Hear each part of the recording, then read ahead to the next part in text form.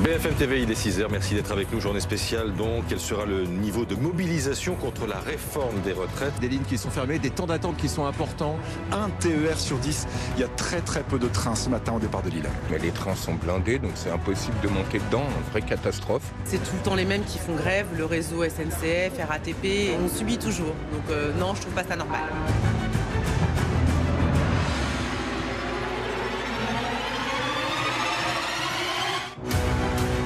Le gouvernement n'aurait pas intérêt à traiter avec mépris ce qui est en train de se passer aujourd'hui. Quand tous les syndicats se battent pour la même chose, forcément ça donne confiance. Macron, tu nous as donné rendez-vous, on te prouve qu'aujourd'hui on est dans la rue. Porter secours aux enfants, aux personnes, au 15e étage, ça va être compliqué à 64 ans. Irresponsable dans cette affaire, c'est celui qui provoque un bazar pareil dans le pays, simplement pour se faire plaisir. Il n'y a même pas de sujet. Pied à pied, on luttera et vraiment comptez sur moi, je ne lâcherai rien. Bonsoir à tous et bienvenue dans le Forum BFM TV, cette toute nouvelle émission que nous lançons ce soir après une journée de mobilisation contre la réforme des retraites particulièrement suivie. Je vous explique le concept. Le Forum BFM TV, c'est une arène. Bonsoir mesdames, bonsoir messieurs. Vous êtes venus avec vos histoires, vos questions sur la réforme des retraites, que vous soyez gréviste ou non gréviste, que vous soyez pour ou contre la réforme.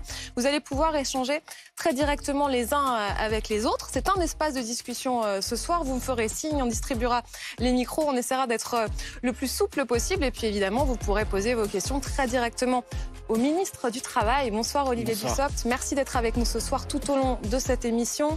Un grand témoin, Natacha Polony. Bonsoir Natacha, directrice de la rédaction de Marianne. Et puis nos experts, les inséparables, Philippe Corbet. Bonsoir, chef du service politique de BFM TV. Bonsoir Emmanuel Le Chypre. Bonsoir. Bonsoir Gaëtan Mélin, chef du service économie et social de BFM TV. Vous êtes prêts? Alors on va lancer la première partie de cette émission. Oui, le pari de la mobilisation est réussi. Il suffit de regarder les images de ces Français nombreux à être venus manifester aujourd'hui ou encore de regarder les chiffres. Oui, le pari des syndicats est réussi. La mobilisation est particulièrement importante. Plus de 2 millions de manifestants selon la CGT. Vous les voyez qui ont défilé à Strasbourg, à Lyon, à Marseille, à Toulouse, à Bordeaux, à Paris. Ça fait partie des manifestations que nous avons suivies toute la journée sur BFM TV. Vous avez aussi le chiffre donné par le ministère de l'Intérieur. Plus de 1 million de Français ont manifesté. Vous voyez toujours le chiffre de la CGT, 2 millions. Et ça va continuer puisqu'un nouveau rendez-vous a été donné tout à l'heure. Nous sommes unis et déterminés à faire retirer ce projet de réforme des retraites. C'est pourquoi l'intersyndicale appelle à une nouvelle journée de grève et de manifestation interprofessionnelle le 31 janvier. L'intersyndicale se réunira le soir même.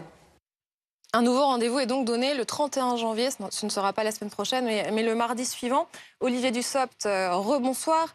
Est-ce que vous reconnaissez que le pari des syndicats est aujourd'hui réussi? La mobilisation est importante, c'est indéniable. Et ça ne sert à rien de nier les choses. Il y a du monde dans la rue, il y a du monde qui a répondu à la manifestation. Et les manifestations sont par ailleurs plutôt bien passées. Il y a eu quelques incidents ici ou là, mais le travail à la fois des forces de l'ordre, des organisateurs des manifestations ont permis que ça se passe bien. Et c'est aussi plutôt bon signe dans une démocratie quand celles et ceux qui ne sont pas d'accord avec un projet, quand des interrogations, des inquiétudes, peuvent l'exprimer. Et donc, nous constatons qu'il y a eu du monde dans la rue, un peu moins qu'en 2010, mais beaucoup de monde dans la rue. Plus qu'en 2019, quand même plus de 2 millions revendiqués par la CGT. C'est très important. Il y a ce nouveau rendez-vous le 31 janvier. Est-ce que vous maintiendrez la réforme coûte que coûte, même si la mobilisation reste importante? La réforme sera présentée au Conseil des ministres de lundi. Et ensuite, elle sera débattue à l'Assemblée nationale à partir du 6 février, un peu avant pour le travail de la Commission. C'est une réforme qui n'est pas une surprise, qui n'est pas une nouveauté. Le président de la République, lorsqu'il a fait campagne, a dit qu'il allait réformer le système de retraite. Il avait même envisagé d'aller jusqu'à 65 ans.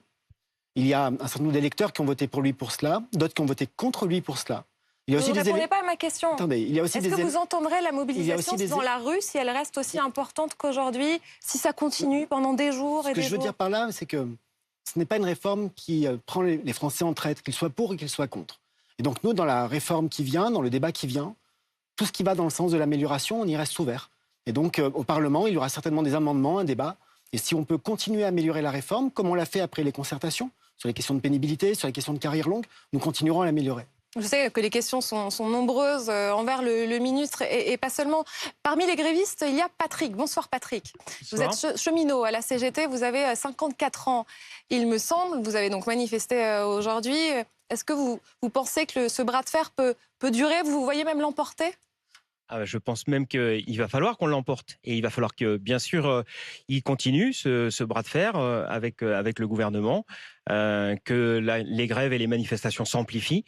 Ce qui était significatif dans la manifestation d'aujourd'hui, c'était le nombre de salariés du privé. Ce qu'on n'a pas vu forcément en 2019, beaucoup moins. Et là, il y avait des bastions entiers, des centaines et des centaines de salariés de grandes entreprises du privé qui étaient mobilisés, qui étaient là, parce que c'est une attaque qui, en réalité, veut dézinguer l'ensemble du monde du travail, l'ensemble des salariés. Et ça, on ne peut pas laisser passer. Je le disais, on laisse circuler la parole. Il y a aussi Hugo qui est avec nous. Vous êtes restaurateur. Bonsoir. Hugo, votre particularité, c'est que votre restaurant était sur le chemin de la manifestation. Comment vous avez vécu cette journée? Écoutez, depuis quelques années maintenant, on se prépare au pire toujours. Donc finalement, c'est souvent le mieux qui se passe. Là, c'était quand même plutôt bien organisé. On n'a pas eu de débordement majeur. Vous soutenez les grévistes comme Patrick? Moi, je soutiens personne et tout le monde en même temps. Moi, je suis là pour fédérer les gens. Je suis là pour offrir des cafés, des bières. Je suis là pour leur donner un peu de sourire, les faire rigoler et accueillir le maximum de personnes. Maintenant, j'ai mes opinions à moi. C'est vrai que moi, c'est plus la durée du conflit qui m'inquiète pour tout ce qui est commerce, plus que la réforme en elle-même. Je pense que je suis jeune, même s'il faut s'y prendre tôt. C'est moi ce qui m'embête aujourd'hui, c'est plus est-ce que le conflit va s'inscrire dans la durée? Est-ce que vraiment les syndicats représentent la majorité des Français et ce qu'ils pensent? Je vais laisser répondre Patrick. On vous écoute, Patrick. En tout cas, le fait qu'il dure dans la durée, sans doute, mais ça ne dépendra pas des syndicats forcément, ça dépendra aussi des grévistes, des assemblées générales qu'il va y avoir demain, qu'il va y avoir lundi, et de la mobilisation. Et je pense sincèrement que la situation, elle est bloquée du fait du gouvernement, du fait de cette réforme, parce qu'en réalité, les discussions qu'on a pu avoir aujourd'hui dans les manifestations, elles n'étaient pas que sur la retraite. Mais vous ne répondez pas, Hugo, il vous dit en gros que si le mouvement dure, ça va le gêner, lui, dans son métier. Pas que moi, hein. On va être plusieurs millions et je pense que la France est formidable parce que c'est un pays de droit, mais je pense que beaucoup de personnes oublient qu'on a également des devoirs. Je pense qu'il y a aussi des gens qui ont des droits, du droit au travail, le droit de se déplacer. Moi, j'entends totalement les revendications de chacun, elles sont légitimes ou pas, on est d'accord ou pas. Je trouve qu'on a eu la chance d'être dans un pays où le droit de grève est fondamental, immuable, et on a la chance d'être dans un pays où dire ce qu'on pense dans la rue ne nous fait pas prendre 20 ans ou 25 ans de prison. Maintenant, moi, ce qui me gêne vraiment, surtout quand ça dure, c'est, on a vu ça pour la grève des raffineries récemment, est-ce que c'est pas contre-productif? Est-ce que finalement les gens qui se revendiquent de vouloir défendre le social, d'aider les gens, ne font pas en sorte que les gens se retournent les uns contre les autres, se mettent des coups de couteau dans les files d'attente, ne puissent pas aller travailler, ne puissent pas offrir une éducation à leurs enfants parce que les professeurs, et c'est leur droit, font grève? Des coups d'action, oui, parce qu'effectivement, le gouvernement n'entend pas ou pas assez. Ça, c'est chacun qui peut voit midi à sa porte. Des coups d'action, oui, mais maintenant, paralyser un pays pour le bon vouloir de quelques personnes, moi, je trouve ça pas extraordinaire. N'hésitez pas à me faire signe quand vous voulez vous exprimer. Je vois plusieurs doigts qui se lèvent. Je vais donner la parole à Adrien. Adrien, la couleur est déjà affichée. Vous venez de la CGT, vous êtes raffineur justement. Vous parliez des raffineurs. Qu'est-ce que vous répondez à Hugo? Pardon Adrien, toute la CGT a été extraordinaire aujourd'hui. Bonsoir à tous, bonsoir Hugo. Non mais il y a pas de souci, c'est quelque chose qui revient souvent autour de la table, la question de pourquoi les grèves gênent des gens et y compris des commerçants, etc. Mais en réalité, il y a deux choses. La première chose, c'est que effectivement, quand on fait grève, quand on est raffineur, on arrête notre outil de travail, on arrête de travailler. Et quand on retire notre force de travail, forcément, les raffineries, elles s'arrêtent parce qu'elles, sans nous, elles ne tournent pas. C'est y compris le cas d'un cheminot. Quand il ne rentre pas dans son train, le train, il ne va pas avancer tout seul. Y compris, je pourrais aller vers les traminots qui conduisent les métros, comme tu as pu le constater aujourd'hui, comme vous avez pu le constater aujourd'hui. Il y avait très peu de métros parce qu'il y avait énormément de traminots en grève. Et ensuite, vous avez parlé du secteur de l'éducation nationale, énormément de professeurs des écoles qui étaient en grève aujourd'hui et donc pas d'école. Ça, c'est un fait, mais y compris quand demain, il y a un boulanger parce que en fait, la facture d'électricité, elle explose et qu'il est organisé, etc. Il arrête de produire son pain, il n'y aurait pas de pain demain dans les boulangeries.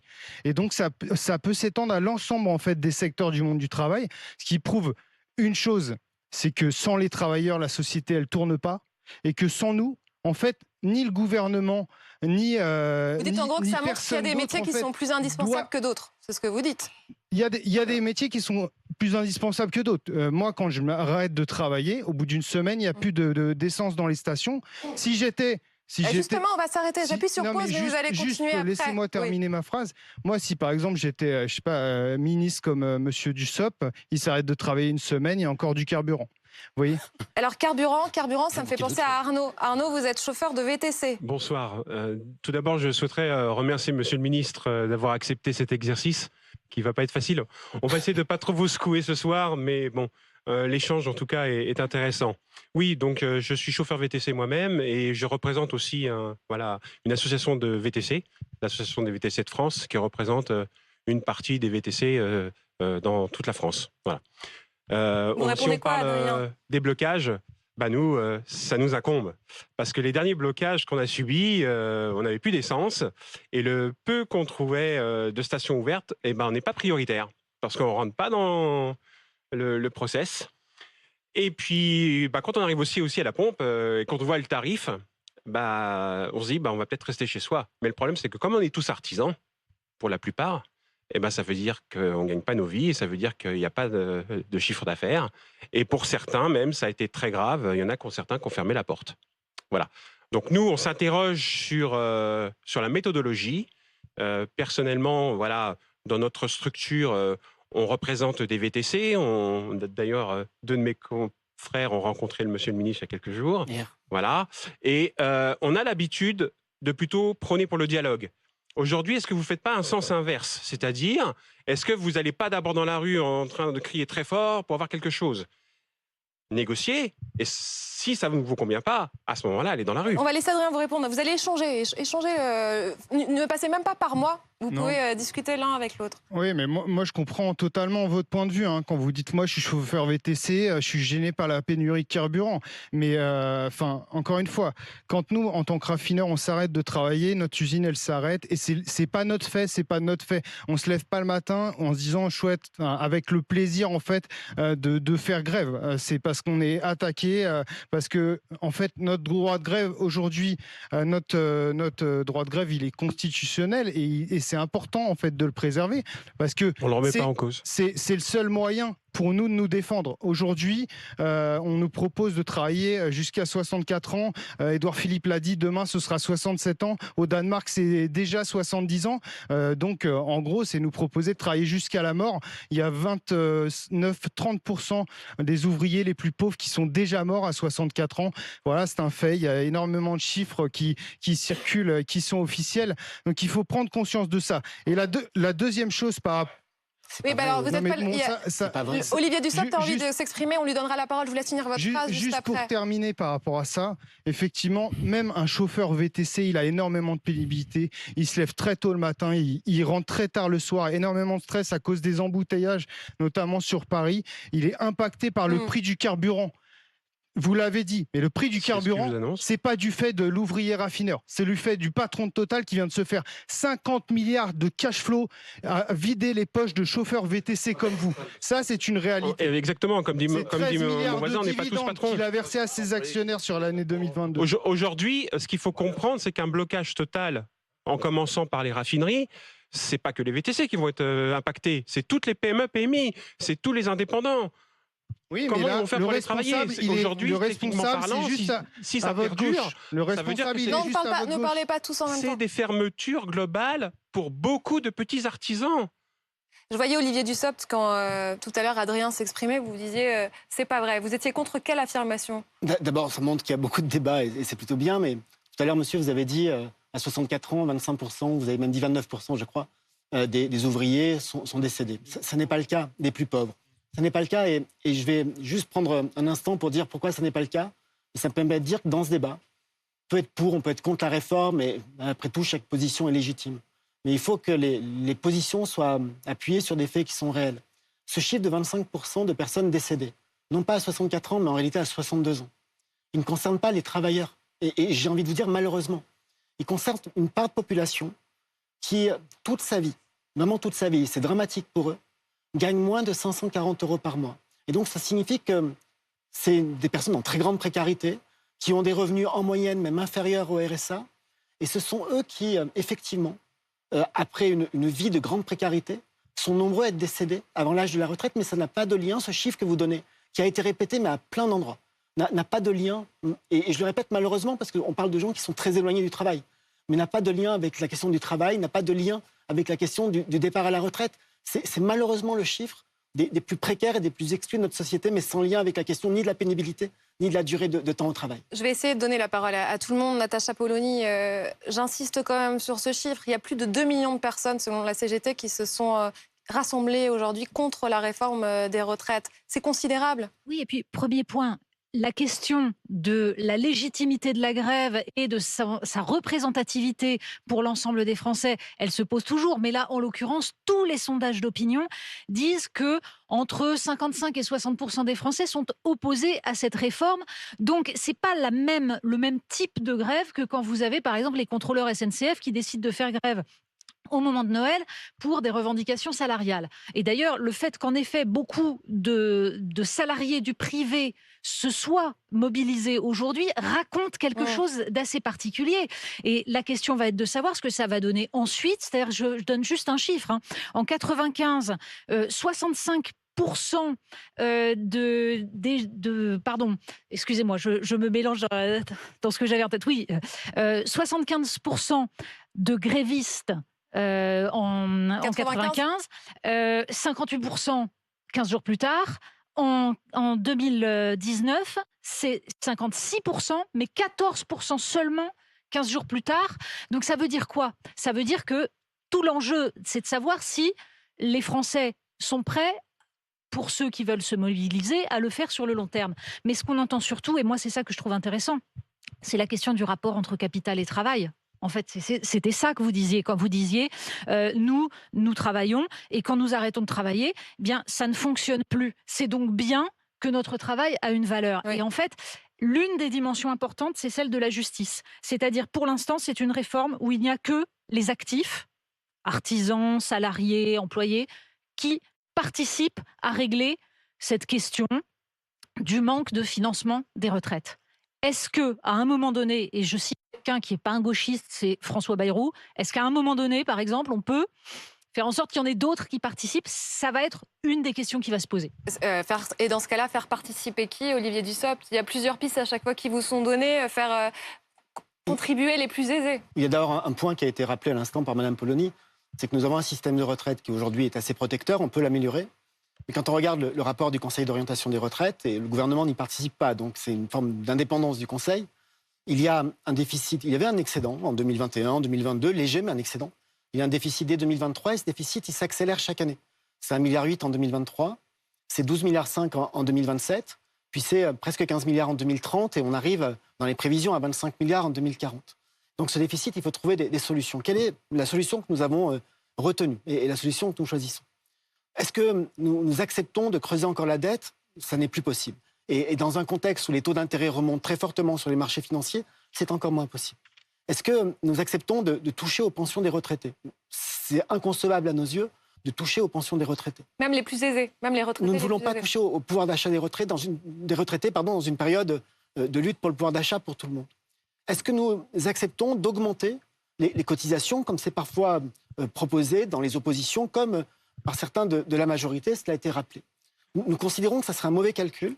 D'abord parce que nous considérons qu'en matière d'emploi, la politique que nous menons depuis maintenant plusieurs années, et pour rendre à César ce qui est à César, qui a été commencée en 2013 avec le CICE, c'est une politique de compétitivité, d'allègement des prélèvements obligatoires, et nous ne voulons envoyer aucun message contradictoire et ne pas revenir là-dessus pour une raison. C'est que depuis 2017, l'économie française a créé 1 700 000 emplois et le taux de chômage est passé de 9,5 à 7,3%. Donc le choix que nous faisons, et c'est ce choix qui fait débat, c'est de demander un effort, parce qu'il faut dire les choses, en termes de travail supplémentaire, de monter progressivement l'âge de départ à la retraite, mais nous voulons le faire à la fois en tenant compte de la pénibilité, du début de carrière, pour que ce soit le plus adapté, le plus juste possible. C'est vraiment une volonté d'être très cohérent avec ce qu'on fait en matière économique et de trouver par le travail et l'effort demandé à tous les moyens de financer, de résorber le déficit, mais aussi de financer les nouveaux droits. Alors, je vois plein de doigts qui se lèvent. Je voyais, c'est Laurelia, non? C'est vous qui, tout à l'heure, leviez la main pour vous exprimer. On va vous passer le micro. Voilà, Joël vous le passe. Vous vouliez vous adresser à Olivier Dussopt? Oui, en fait, Monsieur le Ministre, ce qui est très clair dans votre intervention, c'est justement ça, c'est que c'est un choix de société. Moi, je suis étudiante. Et je considère aujourd'hui que en fait, ce que vous faites, c'est justement un choix et qu'il faut l'assumer comme ça. C'est-à-dire que nous, on est inquiets pour notre avenir, pour savoir si on va avoir une retraite déjà, mais surtout savoir si on va avoir des réformes successives. Mais en fait, la réalité, c'est qu'il y a de l'argent ailleurs. Enfin, il y a des patrons qui ont fait des bénéfices records, en fait. Je veux dire, la fortune de Bernard Arnault, elle a doublé depuis la fin du Covid. Et nous, on se demande, enfin, aujourd'hui, nous, les jeunes qui travaillons déjà dans des jobs précaires, qui avons déjà subi le contre-coup de la crise économique, qui allons nous retrouver sur un marché du travail encore plus resserré, avec en plus une concurrence avec des seniors, on se demande, en fait, si justement, ce serait pas plutôt à ces gens-là qu'il faudrait prendre l'argent. Et du coup, oui, c'est un choix. Et du coup, c'est faux de dire que c'est le seul choix possible. Le ministre vous répond. C'est le choix que nous faisons et que nous assumons. Vous avez raison, il faut toujours assumer les choix. Par contre, dans ce que vous dites et dans la manière dont vous présentez les choses, d'abord, nous sommes sur un marché de l'emploi et c'est plutôt une bonne nouvelle qui crée de l'emploi. Et franchement, la question de la concurrence avec les seniors, quand on sait qu'aujourd'hui, une des principales difficultés, et je n'oublie pas l'énergie, pour les entreprises, c'est de recruter. Vraiment, nous n'avons pas cette inquiétude-là. La deuxième chose, c'est que vous dites, prenons l'argent ailleurs. Et notamment, vous parlez des super profits et de l'année passée notamment, qui sont importants. D'abord, il faut rappeler qu'une partie de ces profits n'a pas forcément été réalisée en France et que dans un système tel qu'il est construit aujourd'hui, nous n'allons pas fiscaliser des choses ailleurs. Et puis, il y a une double difficulté, derrière votre argument que je partage avec vous. La première, c'est qu'on parle de super profits, on parle de résultats exceptionnels, et alors qu'on doit financer quelque chose qui est extrêmement durable, parce que quand on regarde toutes les hypothèses possibles, le déficit du système de retraite, c'est tous les ans pendant plus de 25 ans. Et donc, s'il y a quelque chose d'exceptionnel en recette une année, ça ne signifie pas qu'il y a quelque chose, que cette chose exceptionnelle restera tous les ans. Et donc, nous n'aurons plus de recettes. Et puis, il y a un point, mais ça, c'est peut-être parce que je suis un peu trop dans le dossier retraite, travail et la relation entre les organisations patronales et syndicales. Mais notre système de retraite, il est appuyé sur une gestion paritaire avec les organisations syndicales et patronales. Et le propre du paritarisme, même si ça évolue un peu au cours des dernières années, c'est d'être appuyé sur des recettes qui sont issues des cotisations sociales sur le travail. Et dès lors qu'on va vers des recettes de fiscalité, ce que vous proposez, on change profondément la nature du système. Et donc, notre objectif, je l'ai dit tout à l'heure, et vraiment, c'est un choix que nous assumons, et je reprends exprès votre terme, c'est de pouvoir trouver des solutions à ce financement du système de retraite, d'abord pour le garantir dans le temps pour toutes les générations, et de le faire sans augmenter les prélèvements obligatoires, parce que sur cet aspect-là, et les prélèvements obligatoires, ce sont des impôts comme des cotisations. On inclut les deux. On est un des pays au monde qui déjà prélève le plus. Et on sait que ça nous a déjà beaucoup coûté en termes de compétitivité et d'emploi. Je vous laisse répondre, Laurelia. Est-ce que vous êtes convaincue par ce que vous a dit Olivier Dussopt? Alors non, il y a un rapport d'Oxfam quand même qui explique que si on taxait les 2% des plus riches en France, on pourrait résoudre cette question du déficit que vous posez. Et par ailleurs, je pense que ça n'est pas aux travailleurs qui en fait créent cette richesse, qui sont en première ligne en fait des conditions de travail précaires, qui sont même pour beaucoup de jeunes en fait qui travaillent pour des entreprises qui font des profits dont ils ne voient jamais la couleur, comme à McDo, à Chronodrive, à Auchan, etc., et qui subissent en fait les dos cassés, les conséquences sur leur santé. Et du coup, oui, moi je pense que ça ne devrait pas être à eux de payer. On va demander de l'aide à nos experts. Je vais me rapprocher d'Emmanuel Le Chypre. C'est vrai que ce débat est compliqué et on entend nombre d'économistes de gauche dire qu'il y avait d'autres financements possibles, que l'argent pouvait être trouvé ailleurs et calcul à l'appui.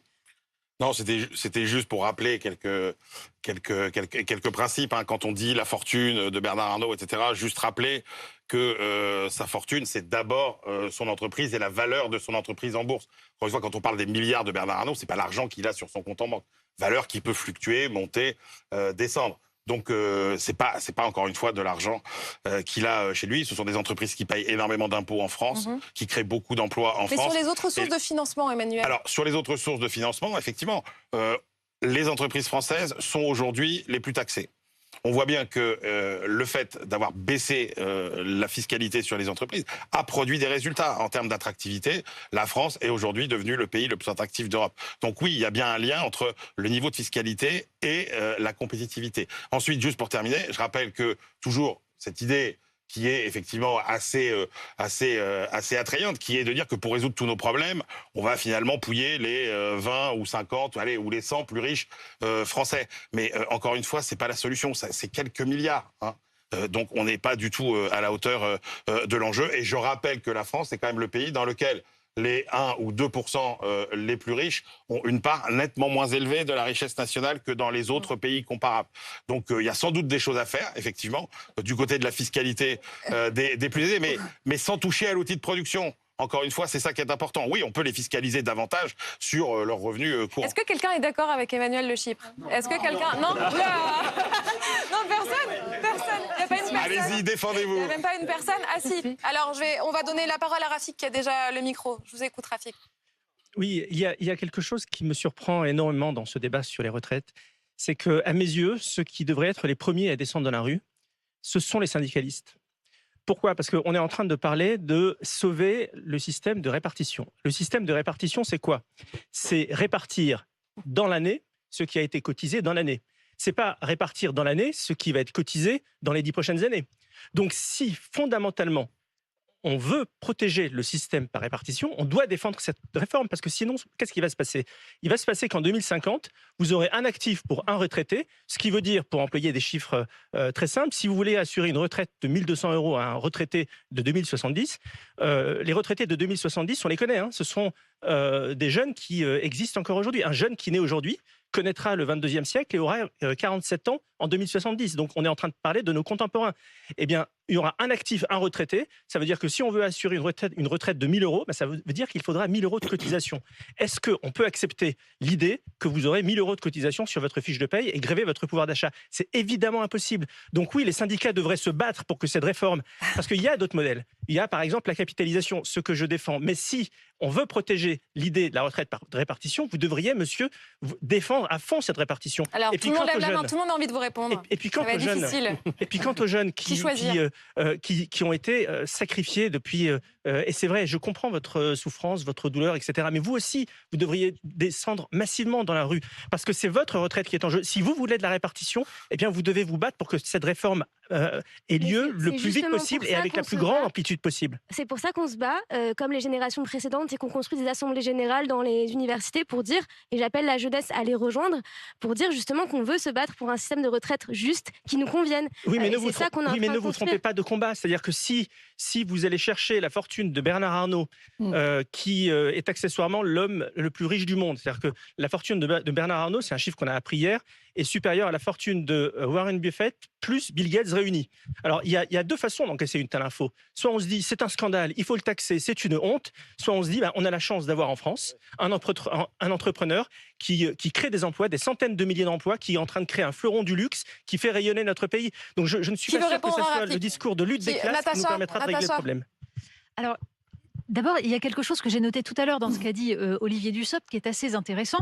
Il a expliqué que très souvent, les entreprises dont on parlait ne font pas de profit ici et que donc on ne peut pas les taxer. En fait, c'est le cœur du sujet. C'est-à-dire que le cœur du sujet, c'est que nous sommes en train de payer la désindustrialisation qui fait que nous avons du chômage de masse, parce que nous en avons encore, même s'il y a des emplois qui sont créés, et que nous avons des multinationales qui peuvent pratiquer de l'optimisation fiscale, ce qui fait que l'État n'a pas assez de rentrées.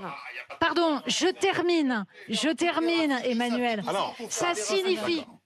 On n'est pas en train de parler seulement de Total, on est en train de parler de énormément d'entreprises. Ça veut dire quoi? Ça veut dire que ce dont nous avons besoin aujourd'hui, c'est bien sûr de travail. C'est qu'il faut que les gens puissent travailler, mais pour qu'ils puissent travailler et que le travail paye, il faut être dans un système, en effet, où vous n'avez pas une évasion totale. Et un système où les cotisations, d'abord vous avez suffisamment de cotisants, or on a énormément de niches où il n'y a pas de cotisation. Si vous augmentiez les salaires, les cotisations augmenteraient aussi. Donc il y a des tas d'autres manières de faire. Peut-être répondre en 2 mots à Mme Polony. D'abord, sur la question de la fiscalité.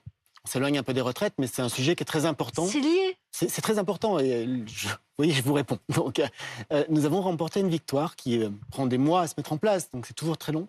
Mais cette victoire, qui est une victoire française et européenne, c'est celle qui va nous permettre collectivement de mettre en place un impôt minimum sur les sociétés qui sera non pas un impôt national, mais un impôt international. C'est un premier pas. Certains vont trouver que 15%, ça n'est pas assez. 15%, en effet, c'est minime. Mais c'est un premier pas. Il faut mesurer que ça va permettre à des États, à un continent, en l'occurrence l'Europe, de bénéficier de recettes fiscales et donc d'harmoniser, d'égaliser, de tendre vers moins de concurrence déloyale entre les États qui font du dumping et ceux qui n'en font pas. Il y a 2 ans, si on nous avait dit qu'on gagnerait ce combat, on nous aurait rayonné. Et aujourd'hui, c'est voté par l'OCDE, c'est voté par l'Union européenne, et ça se met en place progressivement. Et puis, il y a un deuxième combat, où je vous rejoins, mais 1000 fois. C'est que si on veut avoir plus de travail, et Emmanuel Le Chip disait il n'y a pas de pétrole en France parce qu'il n'y a pas de production de pétrole, il y a du raffinage, mais il n'y a pas de production. Mais si on veut retrouver le maximum de travail, le maximum de souveraineté, et donc le maximum de recettes, il faut réindustrialiser parce que oui, nous avons connu la désindustrialisation. Alors on fait, peut-être que vous trouverez que ça n'est pas assez. Mais dans le cas du plan de relance, dans le cas du plan d'investissement, on investit des milliards d'euros d'argent public pour permettre des relocalisations, permettre de ramener sur le territoire national des productions qui en étaient parties ou qui n'existaient pas. Je vous vois hocher de la tête. Comme je vous connais un peu, ça ne me surprend pas. Mais notez, et ça a été dit tout à l'heure. L'urgence, ce n'est pas cette réforme. L'urgence, c'est de faire en sorte que les entreprises ne crèvent pas dans les mois qui viennent parce qu'il y a un tarif d'électricité qui est délirant. Madame Polony, tous les procès que vous voulez, mais dire que l'État français ne défend pas l'économie et l'entreprise face aux crises, je pense que tant au moment de la crise du Covid que par rapport à la crise de l'énergie, on est le pays qui fait le plus de toute l'Europe et c'est tant mieux, ça sauve des emplois. On va donner la parole aux Français qui sont nombreux à vouloir s'exprimer. Mais la réponse est un peu longue. Vous le savez que parfois je suis un peu long, vous me l'avez dit la dernière fois. Oui, j'ai remarqué. Non, mais ce que je veux dire, c'est que... J'ai remarqué que ça n'a pas changé. Ce que je veux dire, Madame Polony, c'est que les investissements que nous avons et la réindustrialisation que nous avons, vous pouvez trouver que ça ne va pas assez vite. Mais c'est la première fois qu'il y en a autant et je pense qu'il faut pousser derrière tout ça. On va donner la parole à Joël et ensuite on commencera la deuxième partie de l'émission, voir si cette réforme est juste, on racontera vos histoires. Donc j'aimerais bien que le micro circule d'Arnaud à Claire, si vous le voulez bien. Et Joël, on vous écoute. Oui, moi je voudrais revenir sur la pénibilité, parce qu'on entend souvent les mots de dos, etc. Et bien sûr, ça se comprend, mais il ne faudrait pas invisibiliser d'autres pénibilités. Moi, par exemple, je suis travailleur indépendant et ma pénibilité, c'est de trouver des clients, sinon je ne mange pas à la fin du mois. Par exemple, je n'ai pas le loisir de pouvoir faire grève. Et la pénibilité... Non, mais oui, mais pour moi... Non, mais je pense que vous, en tant que... Oui, les raffineries, vous en avez fait un loisir, comme les cheminots, donc je suis désolée. Voilà. Non, si, ça, excusez-moi, c'est assez régulier. C'est assez régulier quand même, je pense. Donc, excusez-moi d'employer ce mot, mais c'est assez régulier. Non, en tant qu'utilisatrice de la SNCF, par exemple, je suis désolée, à chaque vacances, je subis des grèves. Donc, pour moi, je le considère comme un loisir. Adressez-vous au seul responsable que vous avez en face de vous, c'est le gouvernement et le ministre, d'accord ? Parce que nous, on ne va pas accepter de mourir au travail, je vous le dis tout de suite. Oui, d'accord, mais personne ne veut mourir au travail. Des sociétés meurent. Non, pas du tout. Non. Mais excusez-moi. Le micro, Arnaud. Non, mais il n'y a pas de souci là-dessus. Mais par contre, il faut être au clair sur qui est responsable de quoi. C'est toutes les entreprises qui font grève. Aujourd'hui, techniquement parlant, s'il y a une grève qui perdure, c'est des milliers d'entreprises qui vont mettre la clé sous la porte. Oui. C'est madame, c'est moi, c'est monsieur. C'est ça qu'il faut. Faut arrêter. Il faut avoir le temps de faire grève. Faut arrêter la réforme alors. Attendez, il y a Ludovic qui veut s'exprimer. Vous avez dit, attendez, si vous voulez bien.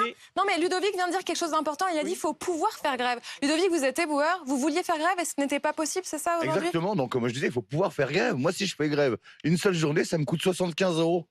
Je ne peux pas me permettre de perdre 75 €. Je suis tout seul chez moi. Il faut que je remplisse mon frigo. Comment je vais faire pour manger ? Alors maintenant, je ne dis pas que je ne soutiens pas le mouvement. Bien évidemment, je soutiens le mouvement. Et la pénibilité, on en parle. C'est hyper important chez nous. Mais imaginez, on travaille les intempéries. On est derrière le camion, on peut se prendre un bac sur la figure, les agressions, la pollution, le stress, tout ça. Donc, bien évidemment, bon, d'ailleurs, monsieur le ministre, je crois que notre pénibilité n'est pas prise en compte chez nous. Je suis éboueur, donc du coup, on pourra en parler peut-être, ça serait bien. Mais voilà, donc il faut vraiment pouvoir faire grève. Et il y en a plein des personnes comme moi qui ne peuvent pas le faire. Par exemple, les trains. Moi, je suis parti hier soir pour pouvoir aller travailler aujourd'hui. Vous voyez ? Donc, ça chamboule tout. Bien sûr, mais... Vous voyez ? Mais après, voilà, maintenant je soutiens, mais je pense qu'il y a peut-être d'autres façons. Je ne sais pas, voilà. Non, mais juste pour vous répondre sur la question de la difficulté à se mettre en grève et à perdre du salaire, effectivement, nous, c'est des choses qu'on a pensées depuis longtemps. Mais pour ça, effectivement, il faut que l'ensemble des directions syndicales, tous les syndicats, en fait, mettent la main à la poche et donnent, enfin, je cite juste un chiffre, mais si chaque adhérent de chaque syndicat donnait ne serait-ce qu'1 euro dans la caisse de grève, on pourrait beaucoup vous aider à beaucoup perdre beaucoup moins de salaire. Et les caisses de solidarité, ça existe et ça a toujours existé dans l'histoire du mouvement. Moi, je prends l'exemple de la SNCF. Sur la question je prends l'exemple de la SNCF ou de la RATP. Par exemple, je sais que c'est interdit de faire de la gratuité. Mais on s'en fout que ce soit interdit quand on fait grève finalement. Mais on y va, on laisse gratuit. Là, on touche à l'argent. Et là, ça va avoir un réel impact économique. Oui. Et là, ils vont peut-être réagir à ce moment-là. Mais pourquoi arrêter les trains, arrêter tout ça? Il y a plein de gens comme moi qui sont vraiment dans la... C'est difficile. C'est ultra difficile. Joël, vous vouliez continuer? Oui, exactement.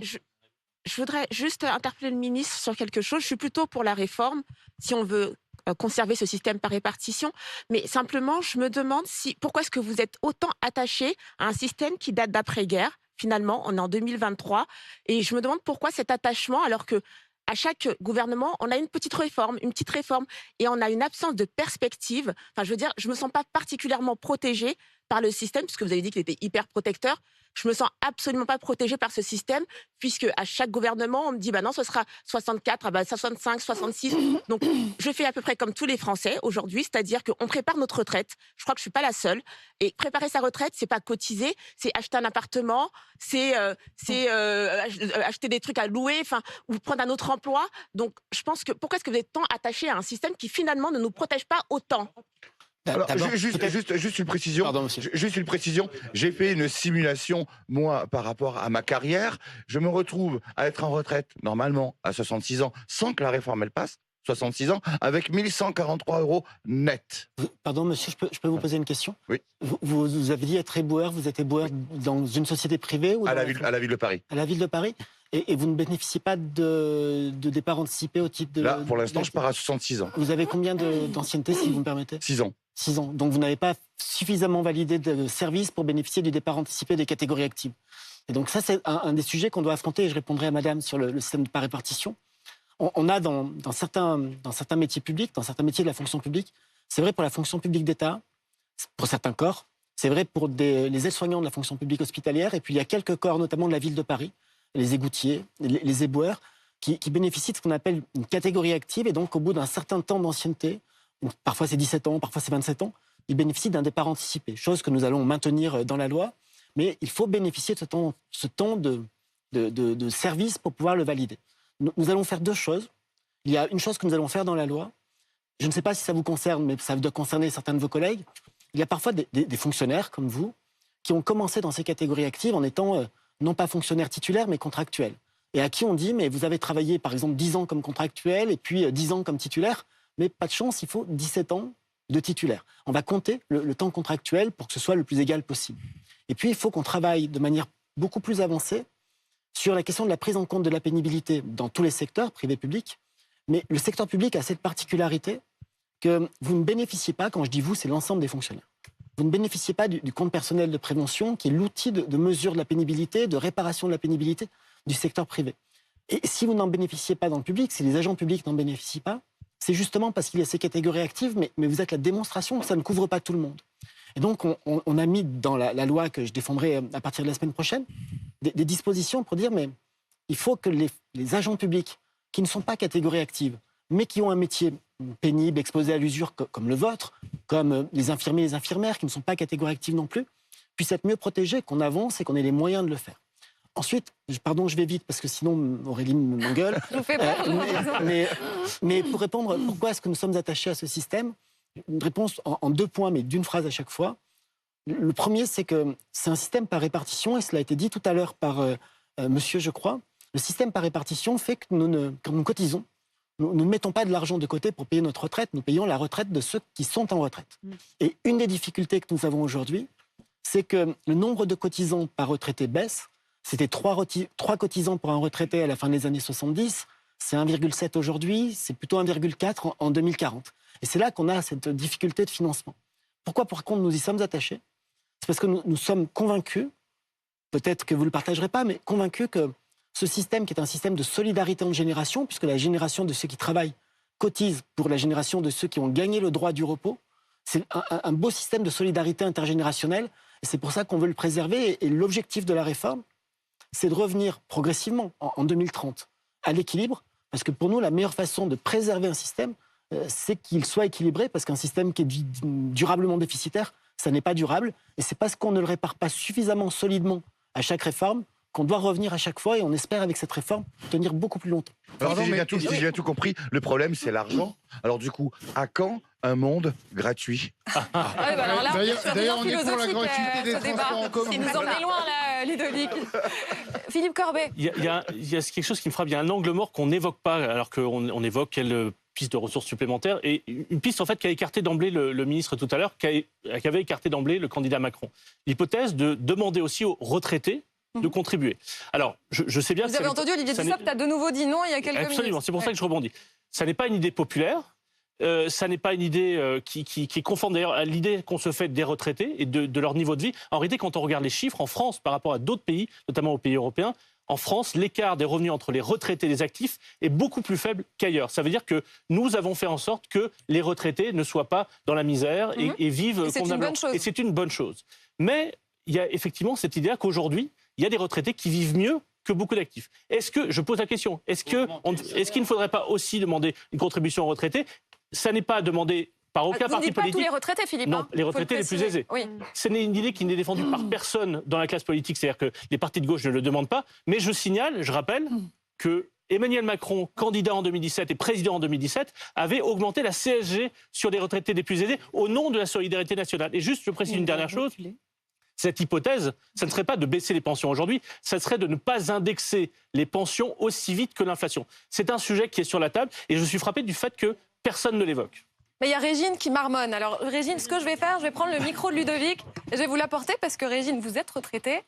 Est-ce que je peux donner votre âge ou pas? Je vous laisse vous présenter. Je vais marmonner longtemps, On vous écoute, Régine. Bonjour, Monsieur le Ministre. Bonjour. Non, mettez bien le micro sous votre bouche. Voilà, comme ça c'est mieux. Bonjour, Monsieur le Ministre. Quand vous dites qu'effectivement il y a moins de chômage, c'est facile parce qu'il y a beaucoup de chômeurs, enfin de gens qui touchaient le chômage et qui ne le touchent plus. Donc ceux-là sont plus considérés comme chômeurs. Si. Non. Si pas, je peux vous répondre, madame?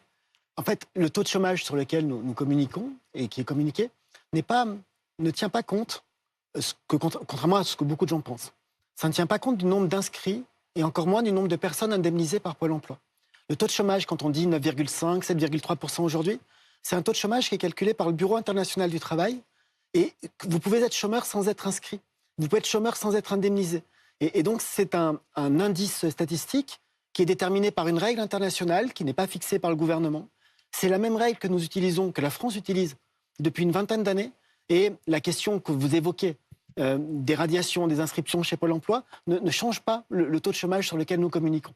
Et le problème de ces chômeurs qui sont plus indemnisés, qui ont du mal à retrouver du travail, en plus. Hein. Et bon, la réforme des retraites, moi je suis contre, effectivement, parce que je vois mes petits-fils qui ont 25 et 26 ans, 43 ans de cotisation si ça ne change pas. C'est voté depuis 2013, effectivement. Et vous l'aviez, je précise que ça avait été voté par la majorité socialiste et vous avez voté les socialistes à l'époque. J'ai voté, oui. C'est l'idée de Philippe, cette piste en tout cas, qui consisterait à faire contribuer les retraités les plus aisés, faire qu'ils passent à la caisse. Non? Personne? C'est oui. Alors Brice, je vous écoute, Brice. Bonsoir. J'entendais hier sur votre antenne, c'est que par exemple on a des députés, des gens qui ont fait carrière dans la fonction publique depuis plus de 40 ans qui vont toucher des retraites par exemple à des montants qui avoisinent les 8 000 €. Donc des retraites à 8 000 €, je ne pense pas qu'il y ait beaucoup d'actifs, même après 43 ans, 44 ans de carrière, qui puissent avoir ça. Donc est-ce qu'il n'est pas possible non plus, Monsieur le Ministre, aussi de revoir ces montants qui sont astronomiques pour des carrières dans la fonction publique, pour que des fonctions, même pas des emplois? Sont aussi des emplois, mais pas seulement des fonctions. Oui, mais quand même, on parle quand même de retraite à 8 000 €. Quand beaucoup de personnes ici, s'ils touchent 2 000 € à la retraite, je crois que ce sera beau. Vous avez raison, il y a aussi dans le secteur privé des retraites qui sont importantes, à la fois par le régime de base et par les complémentaires, sans parler des systèmes de capitalisation. Mais derrière votre question, il y a par exemple la situation des parlementaires ou même des membres du gouvernement Et ça me permet de préciser, parce que souvent on fait ce reproche aux parlementaires, qu'année après année, le système de retraite des parlementaires, dont tout le monde parlait beaucoup, a été totalement aligné sur les règles du privé. Et la séparation des pouvoirs fait que dans la loi, le gouvernement ne peut pas mettre, par exemple, que la retraite des députés, qui aujourd'hui ont un droit d'ouverture des droits comme tout le monde à 62 ans. Mais ils ne cotisent pas 42 ans non plus. Doit passer à 64. Non mais pardonnez-moi, alors pour le coup j'ai été député pendant longtemps. Ceux qui ne cotisent pas 42 ans, c'est parce qu'ils n'ont pas été députés 42 ans. Est-ce qu'ils sont calculés sur leurs 25 meilleures années ou leurs 6 derniers mois? Non, c'est pas le même mode de calcul. Voilà, c'est ça le problème, c'est que quand on tend à un modèle qui tend à être le même pour tout le monde, comme M. Macron le disait avant, ce serait bien qu'il soit le même pour tout le monde. Permettez-moi de finir et de peut-être vous rassurer. D'abord, ça a été totalement aligné sur le régime général en termes de cotisation. Et les députés, aujourd'hui, quand vous êtes député, la moyenne, c'est vraiment une moyenne, vous êtes député pendant un mandat et demi en moyenne. Ça fait 7 ans et demi. Ça signifie que celui ou celle qui a été député, il travaille avant, il travaille après. C'est quand même un très beau ratio. Et ça ne fait pas, si vous êtes député pendant 7 ans et demi, ça ne fait pas du tout 8 000 € de retraite par mois, mais très très loin. C'est plutôt autour de 1 000 ou 1 200. Vous êtes serveur, oui. Vous faites un métier pénible, et pourtant vous êtes pour la réforme des retraites. Oui, moi je suis pour à la base, je suis pour la réforme des retraites, monsieur le ministre. Parce que j'avais pas vu tout de suite. Non, mais après il faut nuancer aussi ses propos. Mais parce que je fais partie d'une génération aussi où travaillant dans la restauration, je vous le cache pas, on a été très aidés pendant ces dernières années. On est dans un secteur qui recrute parce qu'on est en manque de personnel, énormément. Je pense que vous savez pourquoi. Des horaires à rallonge, des coupures, une indemnisation qui n'est pas forcément la meilleure, parce que souvent c'est employé au SMIC, à part quand on trouve des bonnes maisons, ce qui est extrêmement rare. Mais il y a aussi, comme vous le disiez, ça viendra aussi sur le sujet plus tard, c'est le facteur de la pénibilité. Parce que nous, par exemple, pour la retraite, les horaires de nuit dans les conventions CHR, on n'y a pas le droit, c'est pas compté dedans. Alors que quand on se termine son service le soir, il est minuit, 1h, 1h30. Et pour avoir la nuit, il faut travailler entre minuit et 5h. Donc d'accord, mais quand on travaille en coupure, qu'on rentre chez nous l'après-midi, qu'on doit retourner, donc ça fait 2 fois des frais de transport, notamment en plus en ce moment avec les frais d'essence qui augmentent, parce que la grève, on le sait tous, ça fait augmenter aussi le prix du gasoil, parce que s'il y en a moins aux pompes, si tout le monde se rue aux pompes, le prix augmente. Ça, bref. C'est pas la grève qui crée ça. C'est les grévistes. Non, c'est pas Total. C'est vous qui se mettez en grève, monsieur. C'est vous qui vous mettez en grève. C'est pas Total. C'est pas Pouyanné qui dit je fais grève. C'est les salariés de chez Total qui arrêtent les raffineries. On comprend plus rien. Messieurs, on comprend plus rien. Pour être clair, qui c'est qui décide du prix du carburant? Ça, c'est le marché. Non, c'est celui qui le vend. Oui. Donc, mais s'il le vend et qu'il y a moins de production, forcément, les lois de l'offre et du marché, le prix augmente. Il y a des stocks. Les stocks sont pleins. C'est pas la question de la production. Les stocks sont pleins, les dépôts sont pleins. La question n'est pas là. La question, c'est qu'il y a de la spéculation. Ça a été le cas sur la guerre en Ukraine. Ça a créé une inflation. Ça a généré des profits records. Enfin, je veux dire, c'est pas un hasard qu'en 2022, il y ait 50 milliards de cash flow qui rentrent dans les poches de Total Énergie. Moi, personnellement, que Total fasse des bénéfices, je m'en fiche. Ils payent des impôts, ils payent des taxes en France. C'est pas leur problème, c'est ça qui nous permet. D'accord, mais après, derrière, c'est vous et nous qui allons travailler jusqu'à 64, 67, 70 ans. Continuer à payer. On a payé la crise du Covid. Là, on est en train de payer la crise inflationniste. Demain, ça va être les retraites. Et après, on va jamais s'arrêter. C'est toujours nous qui payons. Alors que les patrons, et en l'occurrence le mien, s'en met plein les poches. Je vous rappelle quand même le salaire de Patrick Pouyanné, c'est 6 millions d'euros. J'ai besoin d'un arbitre. Donc que les choses. Non, mais ce débat est très intéressant. Alors, la question de la prise du carburant, c'est vraiment une question très importante qui touche énormément de Français. Et des fois, on a l'impression que ça tombe du ciel, en fait. Mais le prix du carburant, c'est quelqu'un qui le vend, qui le fixe. Oui, le carburant, on en a besoin pour aller au travail. C'est pourquoi le débat, à chaque fois, est enflammé. Gaëtane Mélin, s'il vous plaît, arbitrez. Alors, ce n'est pas Total Énergie qui fixe le prix du carburant. Soyons très clairs. Pendant la grève des raffineries, il y a eu une situation de pénurie. Et comme effectivement le prix résulte d'une confrontation de l'offre et de la demande, on a assisté dans de nombreuses stations-service à une augmentation des prix des carburants parce qu'encore une fois, en France, la fixation des prix des carburants est tout à fait libre et quand une station-service est en situation de quasi-monopole, eh bien effectivement, elle augmente ses prix. Mais encore une fois, ce n'est pas Total Énergie qui fixe Total les prix Énergie du carburant. vend son produit parce qu'il a des stations, de fait, il décide du prix du carburant. Non, c'est pas lui qui fixe Total le prix Énergie, du carburant. Écoutez, Non, ce n'est pas Total moi, je connais bien mon entreprise. Total Énergie travaille de l'amont jusqu'à l'aval et a énormément de stations-service. Donc, quand il fixe son prix, notamment, par exemple, on a vu le prix d'essence et de carburant exploser sur les autoroutes, ça a été un effet d'aubaine et un effet de spéculation. C'est aussi simple que ça. Y compris, il y a des stations-service qui sont... Les coûts d'acheminement sur les autoroutes sont beaucoup plus importants qu'ailleurs. Et c'est vrai que les prix sur les autoroutes sont supérieurs dans les autres stations-service. Mais encore une fois, c'est une confrontation de l'offre et de la demande. Et ce n'est pas Total Énergie qui fixe le prix des carburants. Non, mais pardon, S'il vous plaît, on va essayer d'avancer dans l'émission. C'est pas exact. Donc, je vais devoir donner la parole aussi à Natacha dans un instant. Puis il y a Claire. Claire, j'avais promis qu'on allait vous entendre il y a une demi-heure maintenant. Mais c'est vrai que on avait dit que les débats seraient forcément spontanés. Claire, racontez-nous votre histoire. Quelle est la question avec laquelle vous êtes venue? Votre histoire est particulière. Oui. Bonsoir à tous. Et vous pouvez rester assise. Je voudrais regarder la personne à qui je parle. Et bonsoir, monsieur le ministre.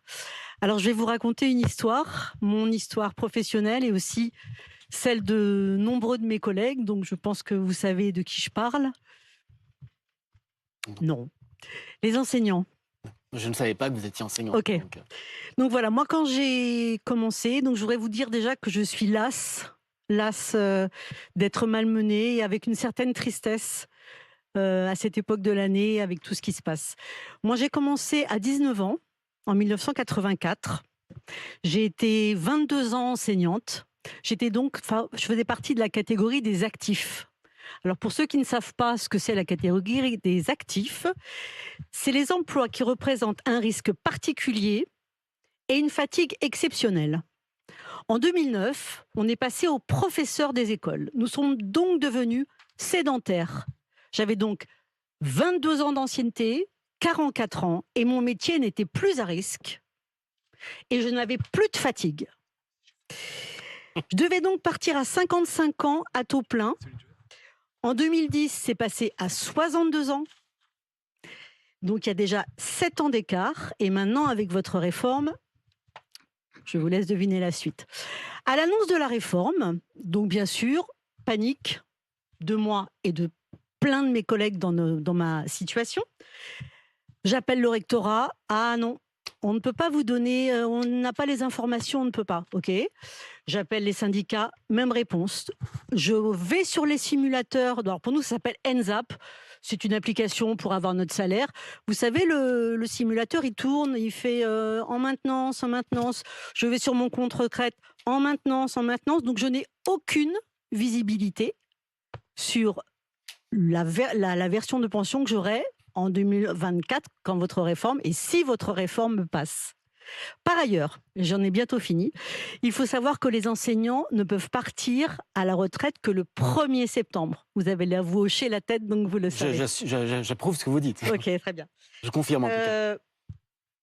Alors. Et vous vous demandez s'il ne faudrait pas que ce soit la date de l'anniversaire plutôt, c'est voilà. Ça Alors, j'avais 2 questions. Est-ce que déjà, vous mettrez en place la retraite progressive, qui est page 11 dans ce document que vous devez connaître?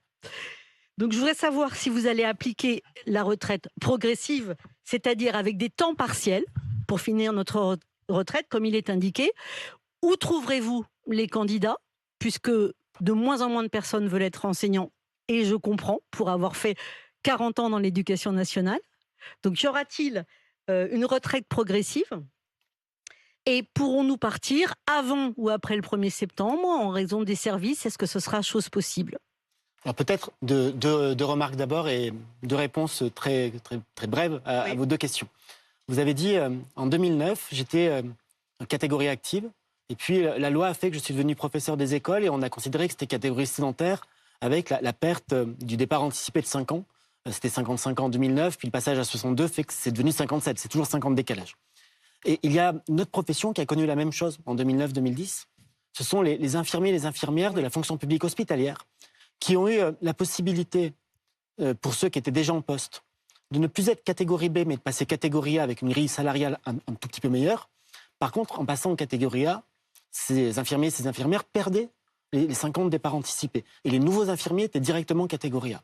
De mémoire, mais j'ai peur de vous dire une bêtise, vous me direz si c'est le cas, les enseignants concernés en 2009 ont pu choisir entre devenir professeur des écoles ou rester dans le corps des instituteurs. C'était le droit d'option. Oui, effectivement. Et la difficulté qu'il y a, pour dire les choses très directement, c'est que c'était assez intéressant financièrement de devenir professeur des écoles. Alors moi, j'ai été augmenté de 2 € à l'époque. Mais les grilles sont... Quand je dis, j'ai dit donc à ma gestionnaire, écoutez, vous pouvez vous les garder. Elle m'a dit non, je suis obligée de vous les donner. Pourquoi, dans ce cas-là, je vous pose une question toute bête, mais pourquoi est-ce que vous aviez fait jouer ce droit d'option? Parce qu'on nous faisait miroiter que... Ça a été un peu pareil... Sauf qu'on m'a enlevé d'autres, des indemnités. Ça a été un peu pareil pour les infirmiers et les infirmières. Oui. Et donc, il y a eu ce changement de catégorie active dans certaines professions qui nous pose aujourd'hui des difficultés. Oui.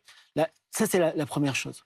La deuxième chose, c'est vous me dites où est-ce que vous allez trouver les remplaçants. Et ça fait partie d'un vrai plan. Il faut revaloriser les carrières des enseignants. Ce n'est pas moi qui m'en occupe, c'est mon collègue ministre de l'Éducation. D'accord. Il a fait un certain nombre d'annonces pour que dès septembre 2023, on puisse franchir un cap. Est-ce que le recrutement sera fait toujours sur une demi-heure de temps d'échange avec... Ça, je préfère ne pas vous dire... Ça a été fait en septembre, vous le savez. Je préfère ne pas vous dire de bêtises. Et si je vous dis que je sais comment on recrute les profs, je vous mens. Donc, je préfère me taire plutôt que de vous dire une bêtise. D'accord, très bien. Après, vous m'avez posé 2 questions. C'est est-ce qu'il y aura la retraite progressive? Oui. Et la deuxième question, pardonnez-moi... Est-ce que nous pourrons partir à la retraite en dehors du 1er septembre? Voilà, pardonnez-moi, j'avais perdu le fil. Peu importe. Sur la retraite progressive, oui. La retraite progressive, elle existe dans le secteur privé, mais elle est assez difficile d'accès pour 2 raisons. La première, c'est que la retraite progressive, en gros, vous travaillez à temps partiel, vous êtes payé par votre employeur, et l'autre temps que vous ne travaillez plus, c'est la sécurité sociale qui vous paye votre retraite, la caisse de retraite. Oui. Pour avoir une retraite progressive, il y a 2 conditions aujourd'hui. La première, c'est qu'il faut travailler au moins 24 heures par semaine, soit à 3/5 de temps. On va bouger ça pour donner plus de liberté. Et la deuxième, vous demandez, votre employeur, il vous dit oui ou vous dit non. On va changer cela pour faciliter les choses.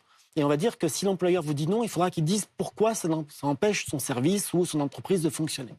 Ça, c'est la première chose. La deuxième chose, c'est que cette retraite progressive, elle n'existe pas dans le public à l'heure où nous parlons. Oui. Dans la loi que je présente lundi au Conseil des ministres, nous faisons en sorte que les fonctionnaires de l'éducation nationale, donc de l'État, de tout l'État, des collectivités locales, des services hospitaliers, aient le droit à la retraite progressive. Ce qui permettra, comme dans le privé, de décélérer, de lever le pied sur son activité 2 ans avant l'âge de départ.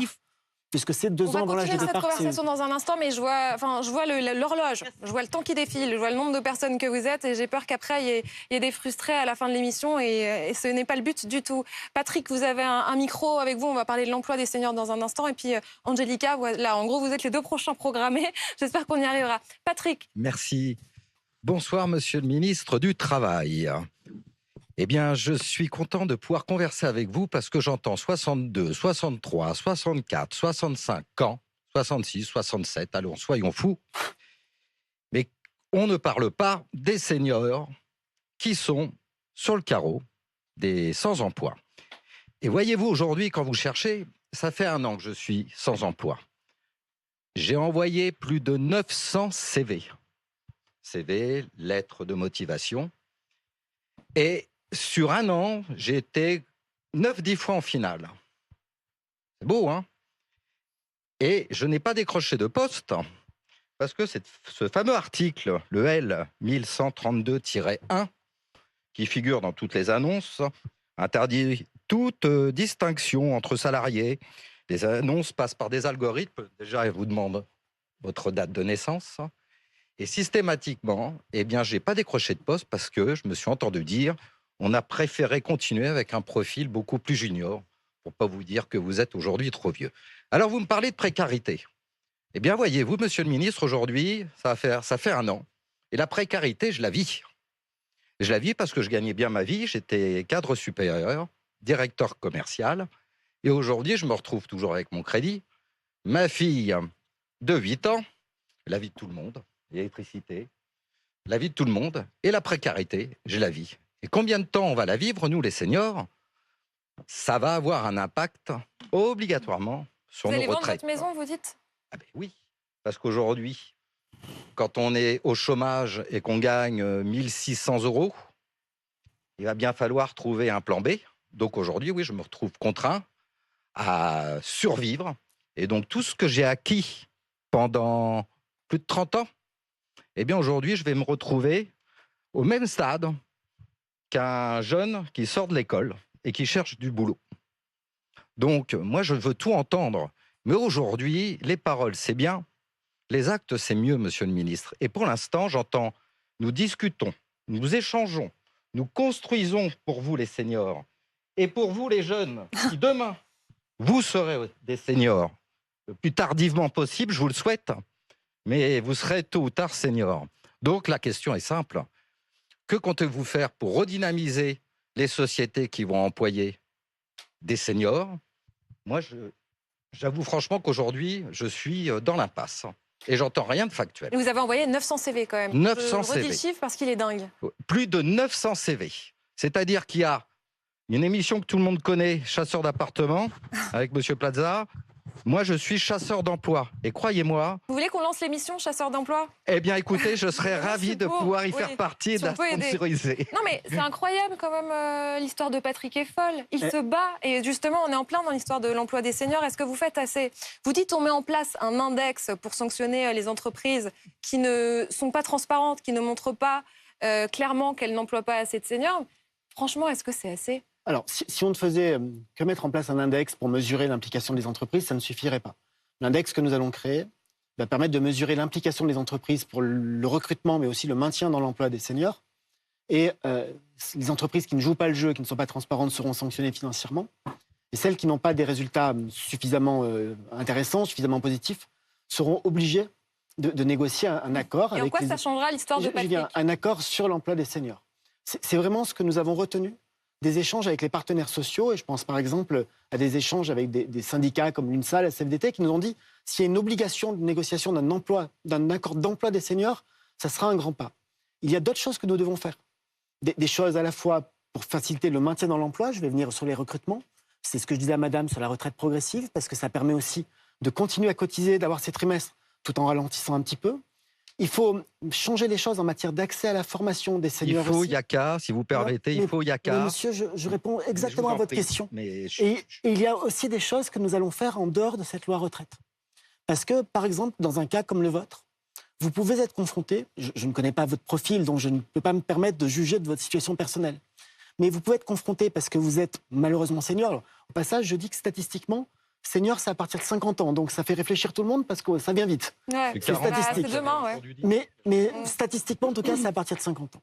Mais ce que je veux dire, c'est que... Donc je suis super senior. Lorsque vous avez atteint une expérience, que vous avez avancé dans la vie et que vous êtes considéré comme senior, souvent vous êtes à la fois rémunéré pour votre compétence, mais aussi pour l'ancienneté. C'est normal que vous avez accumulé dans l'entreprise. Et très souvent, on voit des seniors comme vous qui, au-delà de la difficulté de trouver le poste que vous avez mentionné, ont des difficultés à trouver des postes qui leur permettent de maintenir leur niveau de vie, de maintenir leur rémunération. Et ce qu'on est en train de regarder, à la fois dans le cadre de cette discussion, mais aussi dans un projet de loi que j'aurai l'occasion de porter au mois de mars et au mois d'avril, un second projet de loi, c'est comment est-ce qu'on peut faire pour que cette reprise d'emploi soit à la fois intéressante pour les entreprises, mais intéressante pour vous. Est-ce qu'on peut trouver des systèmes financiers pour qu'un senior qui accepte de reprendre un emploi peut-être un peu moins rémunéré que ce qu'il avait avant d'être licencié, parce qu'il avait une ancienneté qui lui permet d'avoir un salaire confortable, puisse être indemnisé, puisse être compensé pour que ça ne soit pas perdant. Et donc, on réfléchit à ces systèmes-là. Et il y a un dernier point. Vous ne convainquez pas beaucoup de monde. Hein. Non, je ne suis pas convaincu. Il faut travailler sur la fiscalité, si je peux me permettre, des entreprises, qu'elles aient aussi, elles, envie et intérêt à venir chercher des seniors. Il y a aussi peut-être cette piste. Alors, je ne suis pas sûr que tout le monde soit d'accord avec les exonérations supplémentaires pour les seniors. Mais il y a un point, par contre, qui est fondamental. Parce que quand vous dites 900 CV, pas de réponse, etc., c'est une situation qui est plus que compliquée. Et ce que je veux dire qui est fondamental, c'est que les entreprises, et c'est là leur responsabilité, doivent changer de regard sur les seniors. Un senior, c'est une compétence. J'ai visité il y a 15 jours... Justement, est-ce qu'il y a des chefs d'entreprise ici? Il y en a. Rafik, et vous aussi, vous en êtes un, Patrick. Est-ce que vous pourriez, par exemple, demain, recruter Patrick? Non. Non? Non. Pourquoi? Parce qu'il ne correspond pas au cadre de... Mais est-ce que vous recrutez des seniors?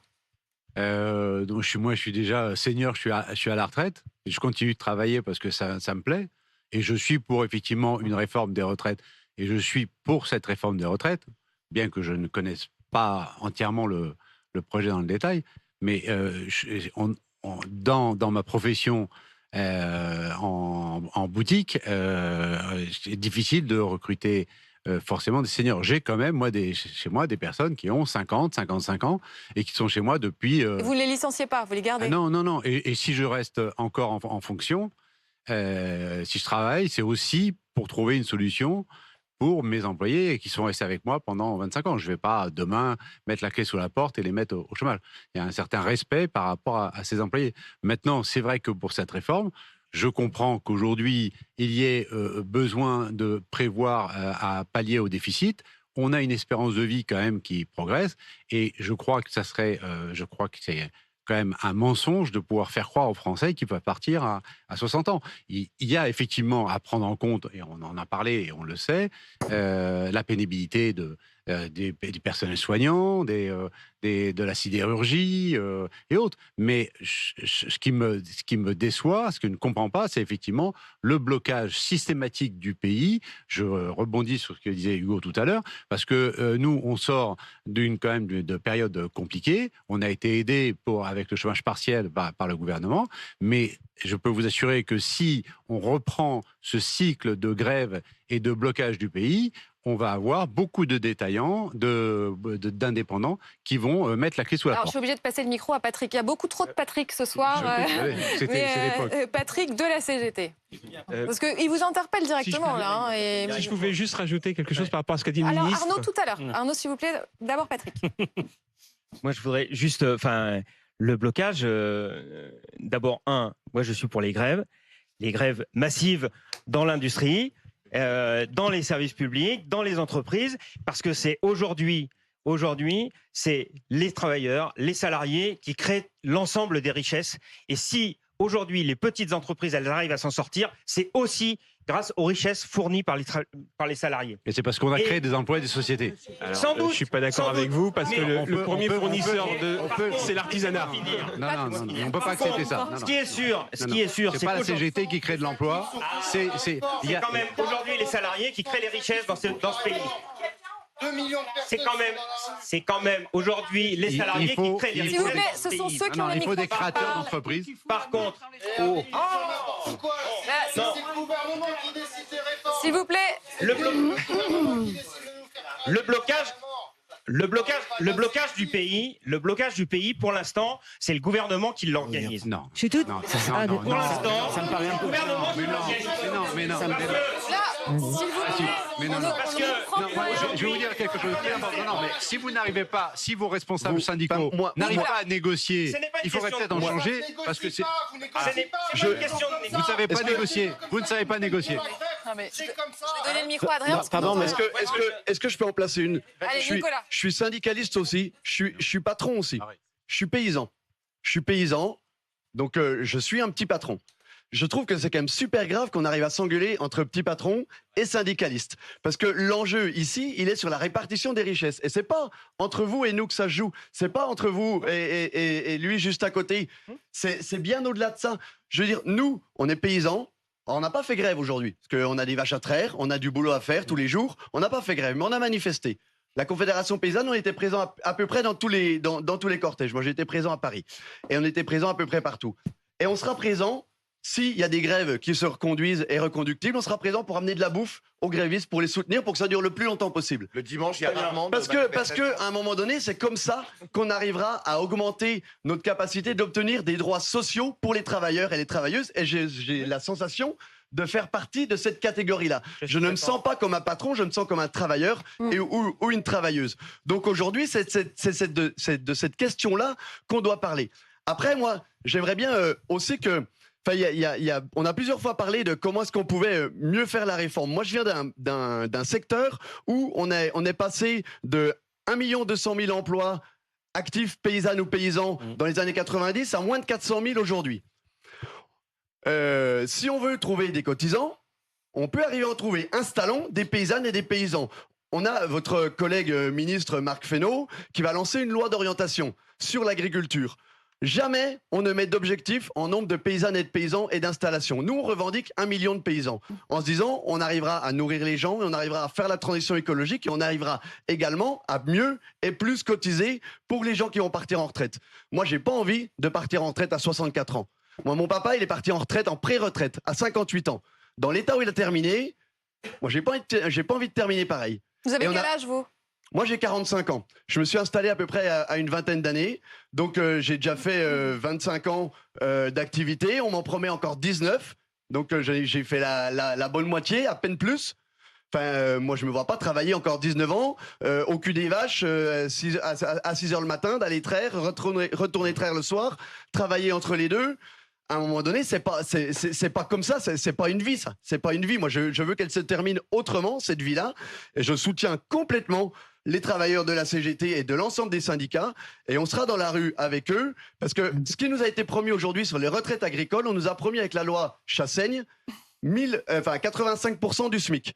Avec toutes les sous-statuts qui existent dans l'agriculture, il y en a toute une bonne partie qui n'obtiennent pas ces 85% du SMIC. Aujourd'hui, avec la réforme Borne ou Macron, on nous promet 1 200 €. On sait qu'on ne va pas y arriver. Moi, j'ai commencé par être aide familiale sur ma ferme.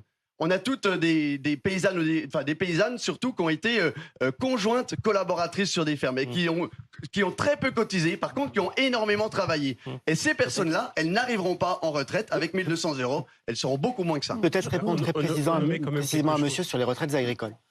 La loi Chassaigne, les lois Chassaigne, en fait, il y en a eu 2, ont permis de garantir 85% du SMIC minimum aux agriculteurs exploitants, donc les non-salariés, à la fin d'une carrière. Carrière complète. Oui, justement, à carrière complète.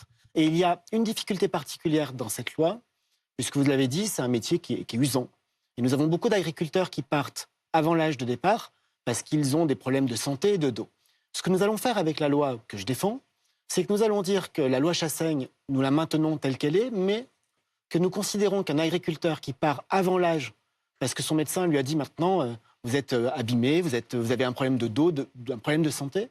On va considérer que le départ pour incapacité, parce qu'on appelle ça le départ pour incapacité, vaut carrière complète. Ce qui fait que la garantie minimum, dite garantie Chassaigne, profitera aussi à ceux qui n'ont pas eu leur carrière complète pour un problème médical. Et je termine d'une phrase.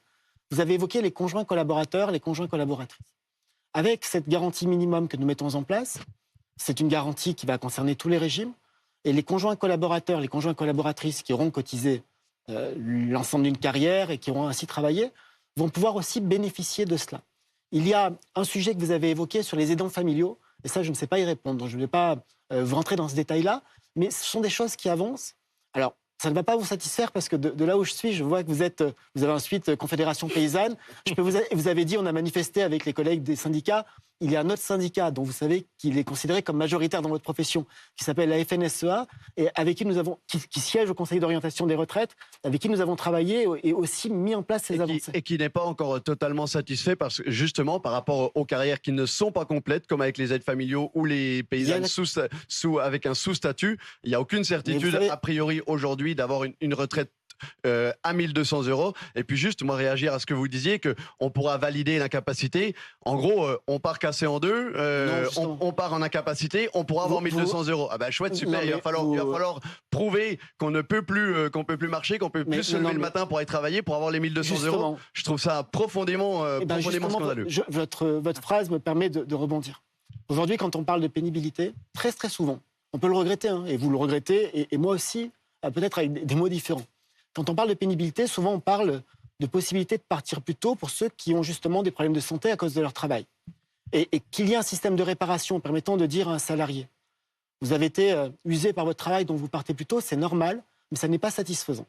Dans ce que nous prévoyons, en termes notamment de prévention, de discussion d'accords de prévention, de financement d'actions de prévention, on va demander à la branche accident du travail, maladie professionnelle de la sécurité sociale de consacrer 1 milliard € au financement d'actions de prévention sur les 4 ans qui viennent pour le mettre dans le temps. Justement, nous considérons que la meilleure façon de lutter contre la pénibilité, c'est justement la prévention, parce que moi, je préfère 1000 fois, et quel que soit l'âge de départ, que ce soit 62 ou 64, je préfère 1000 fois qu'un travailleur... Qu'est-ce que vous appelez la prévention en matière de pénibilité ? La prévention, c'est d'abord permettre, pour ceux qui le souhaitent, des formations qui permettent une reconversion, parce que ça permet aussi d'éviter... C'est difficile quand on a un métier très spécialisé, en particulier quand on est agriculteur. Excusez-moi, mais parce que là... dans des équipements, c'est aussi investir dans de l'ergonomie. Mais ce que je veux dire par là... Je vois Natacha Polony qui est très ce que je veux dire par là est juste impatiente de s'exprimer. C'est que je préfère 1000 fois qu'un salarié puisse aller jusqu'à l'âge légal de départ en bonne santé grâce à des actions de prévention, plutôt que de dire à quelqu'un, vous avez droit à 2 ans ou 3 ans de départ anticipé parce que vous êtes abîmé par votre travail. Et donc, le levier prévention, l'outil de la prévention, il est absolument fondamental Olivier Parce Dussopt, qu'il faut vraiment garder les gens en je vous bonne santé. interromps parce que la pénibilité, c'est quelque chose qui revient dans plusieurs des histoires. Et justement, je vais donner la parole à Angelica et Natacha réagira juste après. Vous racontez que votre métier vous a brisé en quelque sorte, abîmé. Complètement abîmé. Je vais quand même revenir sur le sujet du forum quand même, qui est au départ les retraites. Moi, je suis gréviste et je suis pour la grève et je suis contre la réforme des retraites pour deux choses. Je suis un exemple type. Et là, je vais m'adresser aux Français qui ont peur de faire grève au jour d'aujourd'hui. Nous, on a commencé un mouvement de grève le 18 octobre à Caen. Je suis auxiliaire de vie, moi, à Caen. Je ne veux pas incriminer mon employeur. Je ne vais même pas parler de mon employeur. Je ne suis pas là pour ça ce soir. On a tenu 45 jours. Quand j'entends monsieur tout à l'heure dire, vous imaginez une journée de grève à 70 € par jour.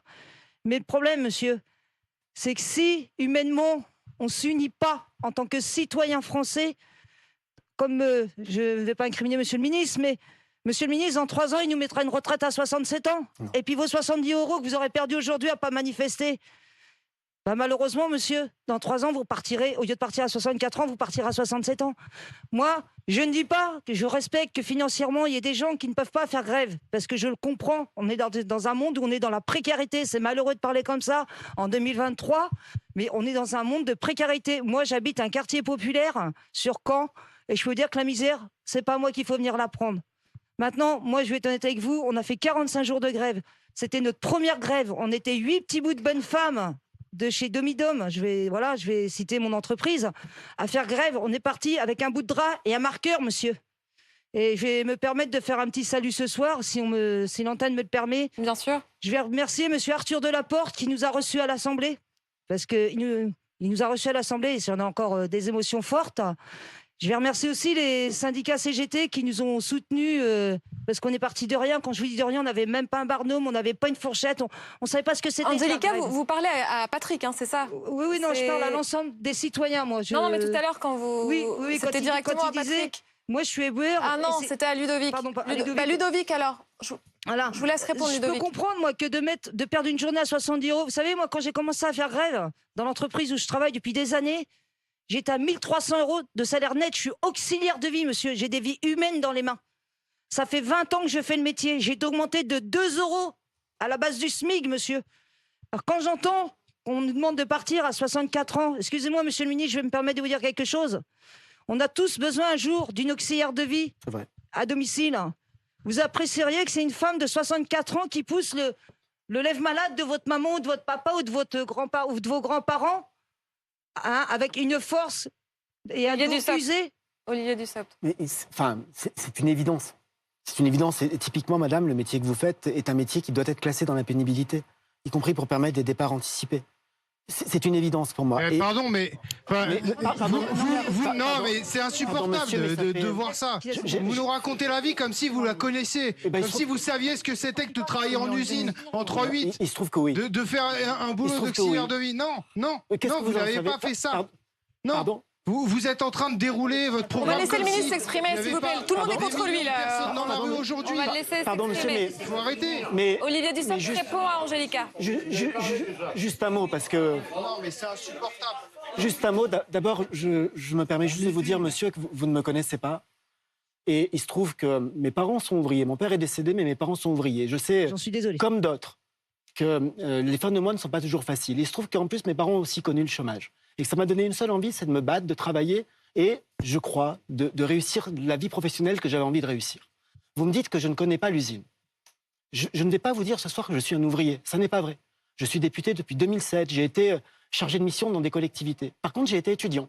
Et je ne dis pas que ça fait une expérience d'ouvrier, je le répète, ça ne fait pas une vie d'ouvrier. Mais comment est-ce que j'ai financé mes études? Je les ai financées en travaillant en 3-8 dans une usine à côté du domicile de mes parents, tous les étés quand j'étais étudiant. Alors, ça ne vaut pas 20 ans dans une usine, j'en ai bien conscience. Et je ne compare pas ma vie avec celle de ma mère. Par contre, me dire que je ne connais pas les 3-8 et que je ne connais pas la vie, Ça veut juste dire que vous ne me connaissez pas. Non, mais Vous faites répondez à partie du Angélica, s'il vous gouvernement plaît. dont le président Adrien, a s'il vous retiré plaît. les critères Non. de pénibilité. Adrien. Parce qu'on ne parle pas de pénibilité Adrien. au travail. Adrien, s'il vous vous êtes plaît. conscient de Il y ça? a Angélica qui a posé une Madame question, je voudrais la Pannier-Runacher respecter. pense que c'est- que- Excusez-moi, qu'il y a si de vous la pouvez me magie laisser dans finir, ce c'est pas sujet. possible, Adrien. Vous ne pouvez pas parler tout le temps. Angélica est frustrée parce que le ministre n'a pas répondu Je suis à sa invité question. pour répondre à plein de C'est pas gens et j'ai possible. D'ailleurs, l'impression je vais vous que c'est un reprendre le micro, il y a meeting de d'autres monsieur de la personnes qui veulent CGT. parler. Voilà, bon. Olivier Dussopt, s'il vous plaît, Angélica est venue avec son histoire, qui est une histoire Et forte. qui est une histoire Elle forte raconte et sa vraie. pénibilité, elle raconte un corps cassé aujourd'hui par la vie qu'elle a eue, et elle vous demande pourquoi cette réforme des retraites ne lui est pas favorable. D'ailleurs, c'est ce qui me frappe dans les témoignages qu'on a ce soir. Est-ce qu'il y a des gagnants à cette réforme des retraites? J'ai l'impression que toutes les personnes qui s'expriment, en tout cas dans leur grande majorité, se trouvent perdantes, et c'est ce qu'elle vous raconte aujourd'hui. Est-ce que vous pouvez lui parler directement? Je peux parler très directement à madame et très, très directement et à la fois de manière aussi générale, parce que comme je vous l'ai dit, je n'ai pas votre carrière en tête, et heureusement, parce que c'est un secret, ça ne regarde que vous. Mais votre métier doit être reconnu comme pénible, et votre exemple montre que ce que nous essayons de faire maintenant s'appuie aussi sur 30 ans ou 40 ans d'histoire. Tout à l'heure, je disais à monsieur de la Confédération paysanne, c'est hyper important, c'est très important de faire de la prévention pour éviter que les gens soient abîmés par leur travail. Sauf que quand je dis ça, j'y crois très fort, mais ça marchera très fort pour ceux qui commencent leur carrière et qui bénéficieront tout le temps. Il y a des gens comme vous, et il y en a des millions, qui exercent un métier pénible depuis longtemps, qui n'ont pas été suffisamment protégés. Et donc, dans ce cas-là, avec un suivi médical renforcé, avec un avis médical, il faut permettre des départs anticipés. Alors, justement, ça tombe bien parce que vous me tendez une perche, monsieur le ministre.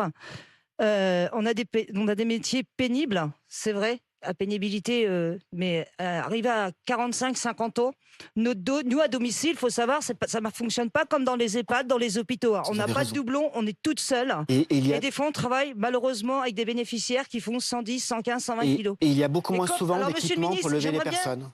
C'est une invitation, que vous joindre à nous, à la médecine du travail de Caen. Parce que quand vous allez à la médecine du travail avec les radios en main, mais je vous certifie que c'est véridique, avec les radios en main et que vous leur dites mon dos il est fracassé, mon dos il n'en peut plus. Moi je vais pas raconter ma vie sur le plateau. Moi toutes les 3 semaines je suis en arrêt de maladie parce que mon dos il peut plus. Et qu'on vous dit non, c'est pas reconnu comme maladie professionnelle parce qu'on a enlevé des critères dans les reconnaissances des maladies professionnelles. Non, il n'y a rien qui prouve que c'est par rapport à votre métier que vous êtes. Qu'est-ce que vous répondez à ça, monsieur le ministre? Je réponds tout simplement que le suivi médical doit être largement amélioré. Les médecins du travail, ils font, dans leur immense majorité, font tout ce qu'ils peuvent. Il en faut plus. Il y a une loi santé au travail qui a été votée il y a 1 an et demi, en août 2021, et qui permet de développer la médecine du travail, la médecine professionnelle. Et il faut aller encore plus loin, parce que ce que je dis là en termes de suivi médical, ça marche s'il y a des moyens, et ça marche s'il y a le bon suivi.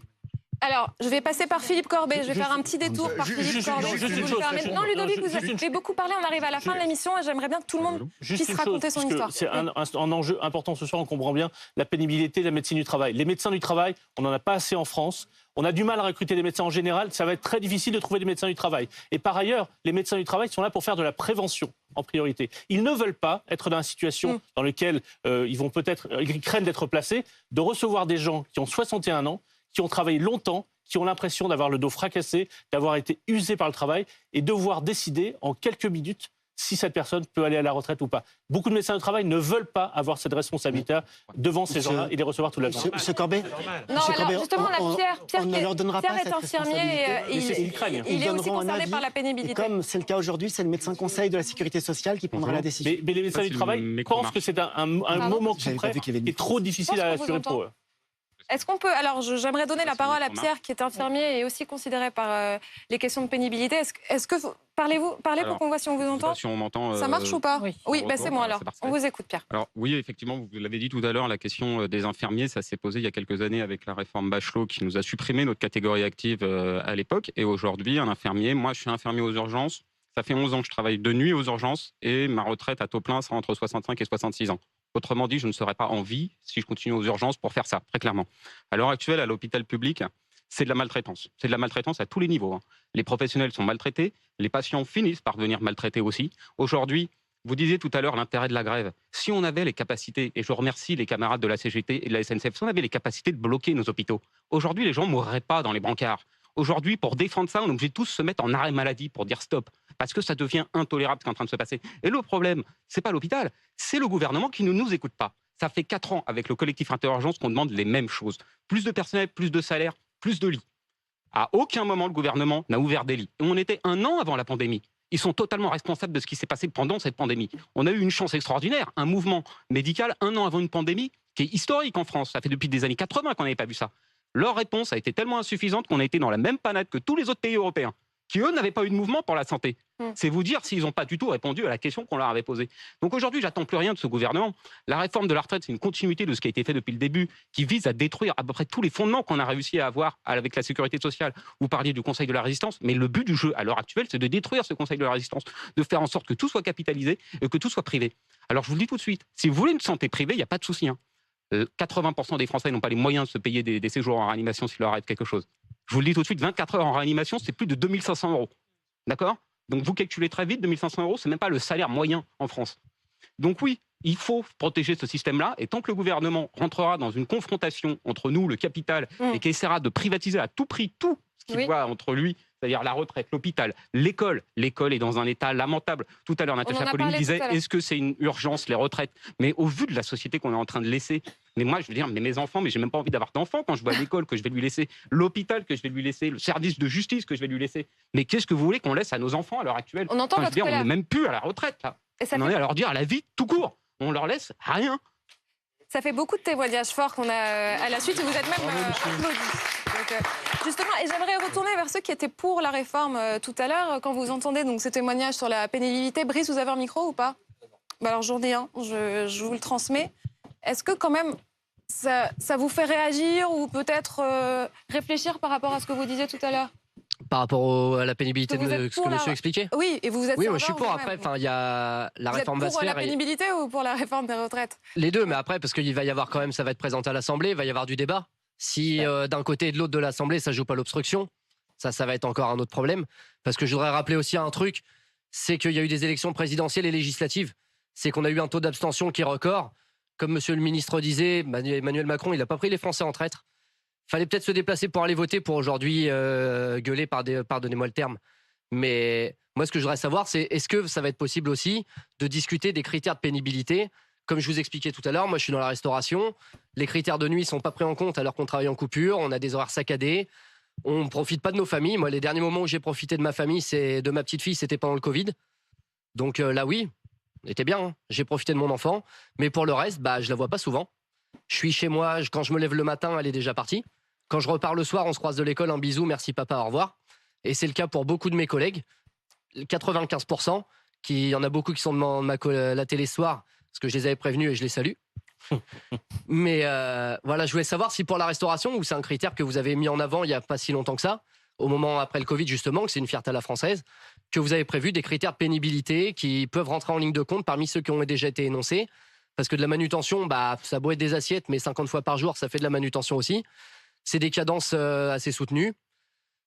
Et un métier qui est prenant, qu'on fait par passion, parce que travailler en coupure, si vous n'êtes pas passionné par le métier, vous ne le faites pas longtemps. Je vous laisse répondre brièvement, s'il vous plaît. Très, très brièvement, simplement pour dire que les métiers sur lesquels nous allons renforcer la prise en compte de la pénibilité, ce ne sont pas les métiers que l'on va choisir comme ça en faisant une liste qui nous plairait. Non, mais quand je dis ça, c'est pas pour la restauration, c'est pour le CHR. Non, mais justement, on va s'appuyer sur des éléments, des statistiques. On sait par la sécurité sociale les métiers où malheureusement il y a le plus de troubles musculo-squelettiques, parce que comme vous le dites, lever des assiettes toute la journée, ça ne peut paraître pas lourd quand on le fait une fois, mais quand on le fait 200 fois, ça finit par marquer le corps. Et donc on a aussi des statistiques qui permettent de savoir dans quel métier il y a le plus soit de maladies professionnelles, soit d'accidents du travail, soit de troubles musculo-squelettiques. Et les critères eux-mêmes, la manière de le prendre en compte, j'espère qu'on pourra en discuter à l'Assemblée. Moi non plus, je ne sais pas s'il y aura de l'obstruction, pas de l'obstruction. J'espère que nous pourrons le faire. Mais si nous ne pouvons pas le faire à l'Assemblée, nous aurons aussi des décrets à prendre pour appliquer la loi. Et ces décrets nous permettront aussi d'avoir une concertation avec les partenaires sociaux. Parce qu'après, pour des métiers pénibles comme ça aussi, on pourrait remettre au goût du jour, par exemple, ce qui a été prévu sous le précédent mandat, qui est un type de contrat de génération. Que par exemple, un serveur à 64 ans, je parle pour mon cas, ne puisse pas forcément continuer à tenir son rang, servir ses clients, mais qu'il puisse aiguiller avec des moyens fiscaux. Je ne sais pas comment vous pouvez le faire, mais accompagner les personnes pour qu'ils puissent former les jeunes sur le renouveau du métier. En facilitant notamment la retraite progressive, c'est un peu l'idée de permettre d'alléger la charge pour l'entreprise, parce que le salarié est là, par exemple, et de faire le tuilage. On va écouter Jean-Claude. Jean-Claude, alors vous avez français. commencé à travailler à quel âge? Jusqu'au bout. J'ai commencé à travailler à 17 ans pour financer mes études. Et donc, après, j'ai fait l'université. Et en 2002, j'ai monté une petite SARL parce que Gardez le micro sous la j'étais au bouche. chômage. Et j'ai été contraint de monter de créer ma propre activité. Et à ce titre-là, je suis gérant majoritaire d'une petite SARL. Hein, je veux dire, c'est pas une multinationale, c'est pas Total. Et en 2014, j'ai été victime d'un accident médical qui m'a handicapé pour gérer ma société, mener des missions. Et normalement, au 1er octobre 2023, je peux liquider ma retraite au titre des carrières longues. Vous allez le faire? Alors, j'avais tout préparé. En 2019, j'ai fait l'étude, je me suis préparé, j'ai allégé, j'ai organisé pour que mon activité progressivement puisse être affectée à différents... gérer mon activité pour la réduire et être prêt pour 2023. Et là, manifestement, je ne vais pas pouvoir partir le 1er octobre 2023 parce que si la réforme s'applique, alors j'ai entendu, je ne suis pas spécialiste, mais au 1er septembre 2023, ça va reporter ma date de départ, en sachant que je ne suis pas salarié, je suis gérant majoritaire, donc indépendant, donc je n'ai pas accès à l'assurance chômage avec les règles qui sont attribuées notamment au cadre des grandes entreprises qui partent à 59 ans et qui ensuite se retrouvent prorogées pendant X années. D'ailleurs, je ne sais pas comment vous allez faire, monsieur le ministre, dans le cadre des prorogations des régimes d'assurance chômage pour les gens qui, pour le moment, à 62 ans, pouvaient liquider ou quand leur taux plein était atteint. Ça va être pris en compte. C'est pris en compte dans le... Voilà. Mais en tout état de cause, moi, la seule possibilité que j'ai pour, je vous dis, arrêter mon activité, c'est de passer dans le cadre de l'allocation retraite. Je ne sais pas. On est au mois de janvier. Je ne sais pas du tout comment ça va se passer. J'ai entendu dire que j'aurais peut-être un trimestre, peut-être plus. Vous êtes né en quelle année? Je suis né en décembre 62. Et là, alors, au-delà... Quelle est votre question? Attendez, au-delà de mon cas, oui. je souhaitais poser la question au ministre. C'est pourquoi ce caractère brutal? Pourquoi 62, 64? Pourquoi ne pas négocier avec les organisations syndicales? Pourquoi parler de concertation? Pourquoi pas parler de négociation? Pourquoi je sais que ça fait beaucoup de questions là. Non, mais attendez. Jean-Claude, on n'est pas ensemble. J'ai entendu madame, à 64 ans, déplacer des personnes âgées. Je ne comprends pas la logique. Ça ne sera pas le cas. J'ai répondu tout à l'heure. On regardera parce que les cas individuels comme cela, c'est toujours difficile. Non, mais je parle des indépendants. Non, mais c'est pour ça. La question des indépendants. Mais comme vous êtes venu sur votre cas individuel, je vous dis que c'est toujours compliqué de savoir exactement, cas par cas, comment ça se passe. Sur la question des indépendants, d'abord, la réforme s'applique à tous. Souvent, les indépendants liquident leurs droits au-delà de l'âge, mais il y a les carrières longues, il faut en bénéficier. Il faut regarder, vous avez commencé à travailler à 17 ans, vous m'avez dit, si vous pouvez bénéficier du nouveau système que l'on crée pour ceux qui ont commencé à travailler avant 18 ans. C'est pour ça qu'à un trimestre près, je ne sais pas vous dire en fonction de ce que vous avez cotisé et je ne sais pas répondre précisément sur votre cas individuel. Par contre, vous avez posé une question en disant, mais pourquoi brutalement? D'abord, c'est 3 mois par 3 mois, donc il n'y a pas la brutalité du passage de 62 à 64 ans, c'est une première chose. Et ensuite, il y a eu des concertations. Et les concertations, moi, j'assume les désaccords qu'on a eus avec les organisations syndicales. Parce que sur l'âge, il y avait un désaccord. Par contre, sur d'autres items, d'autres sujets, sur ce qu'on a pu avancer, sur la pénibilité, sur les carrières longues, sur le minimum de pension, sur les seniors, il y a des choses sur lesquelles c'est convergent. Parfois, on nous a dit que ce n'est pas assez. Mais ce que vous faites est déjà dans le bon sens. Donc la concertation a été utile, mais c'est vrai. Parce qu'il faut dire les choses, qu'il y a un désaccord sur la question de l'âge. Enfin, je termine. Ouais, j'entends concertation tout le temps. Pourquoi vous ne parlez pas de négociation? Vous avez des organisations syndicales? Parce que la réforme des retraites et le système de retraite, dans les textes que l'on a, relève du Parlement et pas de la négociation entre les partenaires sociaux. Il nous reste peu de temps. Et qui n'a pas encore parlé? Pierre, vous êtes poissonnier. Vous ne vous êtes pas encore exprimé. Non. On vous écoute et on donnera la parole à Liam, qui est un des plus jeunes ici ce soir. Oui, d'abord, on écoute Pierre. Bonjour le Premier ministre. Je suis ni syndicaliste, ni politique. Je suis artisan, commerçant, poissonnier. Ça marche? Oui, on vous entend. Je suis artisan, commerçant, poissonnier. J'ai un travail pénible. Je travaille une partie de la nuit et une partie de la journée. Je travaille pour un patron. Et comme tout à l'heure, il disait qu'on a pas les patrons, il y avait des problèmes avec les patrons. Moi, je travaille très bien avec mon patron. Le patron, il a besoin de moi comme moi, j'ai besoin de lui. Il subit l'inflation aussi. Il a l'essence, il a 3 camions. Il suit le matériel, ça commence à coûter très très cher. Le poisson coûte cher aussi. Les emplacements, l'EDF et tout.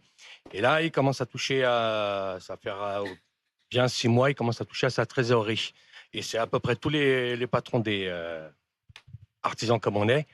Et je voudrais savoir ce que vous pouvez faire pour nous, parce que je crois qu'on va finir par couler. Et j'en vois déjà pas mal de poissonniers qui sont en train de... Ils ont mis la clé sous le paillasson. Je veux savoir ce que vous pouvez faire pour nous. Je ne suis pas en train de me plaindre, parce que nous, on ne fait jamais grève, on ne se plaint jamais. Je n'ai rien contre les syndicats et tout. Et j'adore ce que je fais comme métier. Je voudrais savoir ce que vous pouvez faire pour nous. Vous allez répondre dans au un moins instant, nous aider, parce que je trouve... On va enchaîner les questions, parce que Je trouve Liam ne s'est qu'il y pas a exprimé non juste plus. une dernière. Oui, Je allez-y. trouve qu'il y a beaucoup trop de charges patronales pour nous, pour notre artisan. Bon, allez-y, Olivier Dussopt, en fait. Je vous lis mon idée d'enchaîner. Vous êtes artisan indépendant ou salarié d'un artisan, pardon? Il est salarié. Salarié. Donc, pour répondre au problème de l'entreprise de votre employeur, il y a un certain nombre de dispositifs qui ont été mis en place, et ça serait trop long de les détailler, notamment sur des aides face à l'augmentation de l'énergie, parce que c'est là le principal problème que nous avons actuellement. Il y a des guichets qui ont été mis en place. Je ne sais pas la taille de l'entreprise qui est celle dans laquelle vous travaillez, mais si par exemple c'est une entreprise qui est considérée comme une petite entreprise, c'est-à-dire moins de 50 salariés en particulier. On est 7. Donc c'est une très petite entreprise au sens statistique. Il y a la possibilité de prendre en charge une partie assez conséquente de l'augmentation liée à l'énergie, donc de donner de la trésorerie. Oui. Mais peut-être que c'est bien que vous me donniez les coordonnées en dehors du plateau et que je vois ça aussi avec mes collègues du ministère de l'économie pour savoir si les aides ont été apportées ou pas. Ah d'accord, alors je peux demander à mon patron une augmentation maintenant. Alors. Ça, c'est pas moi qui décide, monsieur. J'en profite. Liam, c'est à vous, Liam. Oui, bien sûr. Bonsoir. Moi, j'aimerais vous raconter déjà l'histoire de mes parents et après la mienne. Déjà, mon père, qui avait droit à une retraite pour carrière longue, pouvait partir à 60 ans. Il a aujourd'hui 63 ans, n'est toujours pas parti à la retraite, car s'il part à la retraite, il y aura moins de moyens à la maison, moins de moyens pour m'aider moi dans mes études. Ensuite, il y a ma mère. Ma mère qui est une personne qui a une activité non protégée, c'est-à-dire qu'elle a commencé déjà à 15 ans en tant que coiffeuse, et ça fait 30 ans aujourd'hui qu'elle est assistante maternelle. Et le métier d'assistante maternelle, c'est un métier qui est quand même assez dur, parce qu'il faut supporter des enfants, plusieurs enfants, qui parfois pèsent lourd, ils ont besoin d'être dans les bras. Les enfants sont parfois très difficiles à gérer, à éduquer. Donc, elle se retrouve dans une situation où, aujourd'hui, elle ne peut pas se mettre en arrêt maladie, sinon elle perd beaucoup trop d'argent. Aujourd'hui, elle doit se faire opérer du canal carpien, du talon d'Achille. Il y a 1 an, elle s'était bloqué le dos. Elle a refusé tous ses arrêts maladie pour pouvoir avoir de l'argent, pour pouvoir continuer à me faire vivre moi en tant qu'étudiant. Elle se sacrifie pour moi, elle sacrifie sa santé pour moi. Et je trouve pas ça normal, personnellement, qu'elle doive continuer à travailler aussi longtemps qu'elle peut. Aujourd'hui, elle a 59 ans. Elle travaille pour 3,62 € de l'heure. Donc, c'est pas énorme. C'est pas 3 SMIC comme on a pu l'annoncer. Ça a été corrigé. Oui. Je suis en master de cinéma. D'accord, ça vous laisse un petit peu de temps. La restauration recrute. Voilà. Attendez, prenez. On a tous travaillé. Tout à l'heure, c'est une partie des choses que je pointais du doigt. Quand on a été étudiant. Non mais mademoiselle, pardon, excusez-moi, moi je travaille depuis mes 17 ans, mes 18 ans aussi. Vous inquiétez pas, j'ai étudié, j'ai un bac, j'ai fait plein de choses. Aujourd'hui, moi je trouve extraordinaire que vous puissiez vous exprimer, vous êtes légitime dans vos paroles, vous avez le droit de donner votre avis, vous avez le droit de dire ce que vous pensez, et moi ça ne me dérange pas, au contraire, je trouve ça extraordinaire. Par contre, le problème, c'est qu'aujourd'hui, il y a énormément de gens qui parlent avant même d'avoir commencé à travailler. Alors, ils nous expliquent la vie, ils nous disent bravo. Et finalement, peut-être qu'on va réussir à s'entendre là-dessus avec la CGT, parce que vous travaillez beaucoup aussi. Moi, monsieur Liam, très sincèrement, je suis navré pour vos parents. Je trouve ça effectivement très dommageable pour eux. Mais si leur situation est due au fait qu'ils sont obligés de vous assister alors que vous avez totalement le temps de travailler vous-même, je pense qu'il faudrait vous regarder dans une glace. Ça tombe bien, je vous arrête. Je travaille déjà le week-end pour 600 € par mois, c'est-à-dire... voilà. C'est-à-dire l'équivalent. Vous ne payez pas le loyer, 600 € par mois, excusez-moi, aujourd'hui. Mais mes parents, ils ont besoin de m'aider. En région parisienne, c'est pas vivable. Je suis désolé, pour 600 €, c'est pas vivable. Chez ses parents. Je sais pas, vous vivez chez vos parents? Non, ils sont à 130 km de moi. D'accord. Donc, je ne peux pas vivre chez eux. 300 € par mois avec 400 € de salaire, vous vivez mieux. Est-ce que c'est ce que j'ai dit? Mais c'est pas ce que j'ai dit, madame. On vous hein, entend pas. je- Angélica, Je ne fais pas de disparité, je dis juste aux jeunes hommes qu'à un moment donné, il faut tous prendre nos responsabilités. Si, mais vous considérez... Tenez, attends, mais tenez, non, regardez. Attends, alors on va vous écouter. Allez. Je vais quand même vous expliquer quelque chose, monsieur. Moi, j'ai fait 45 jours de grève. Financièrement, ça nous a coûté tout un bras parce qu'on était 8 auxiliaires de vie et avant notre grève, on était tous à 1 300 € de salaire.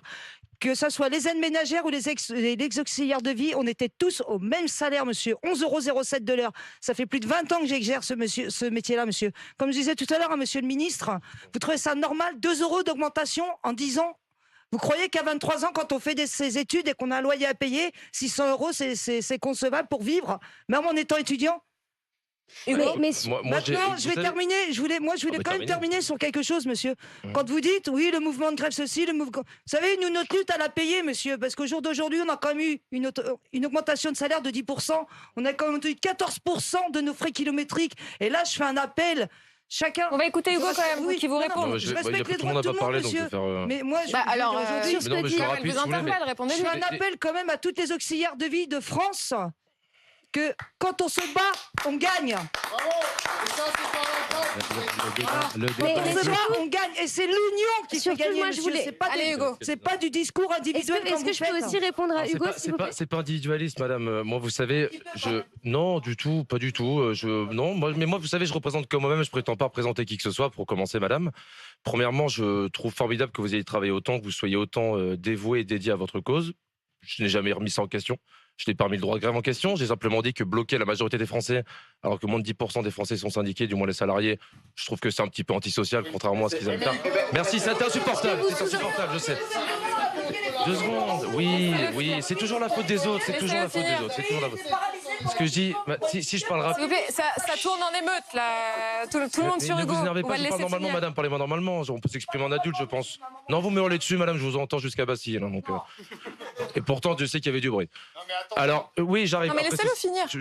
Je vais faire vraiment vite, je vous assure que je fais vraiment vite, madame. Je vais faire très vite, je me lève à 5h du matin demain pour faire l'ouverture de mon restaurant, donc je vais faire très vite, j'aimerais bien dormir. Je sais pas dit que vous le faisiez pas. Hein. Ce que je voulais dire rapidement, déjà, je m'excuse effectivement si j'avais pas tous les tenants et les aboutissants de votre situation, Liam, pour commencer. Soyons élégants. Vous, je vous trouve admirable, madame, il n'y a aucun souci là-dessus, premièrement. Et en fait, moi, ce que je voulais dire par rapport à ce que je disais, pardon, excusez-moi tout à l'heure, un peu de fatigue, c'est que j'ai commencé, moi, en arrivant à Paris à 18 ans, je faisais les cours Florent, donc j'ai cru pouvoir être comédien un jour. Comme tous les comédiens qui ont réussi, j'ai fini en restauration.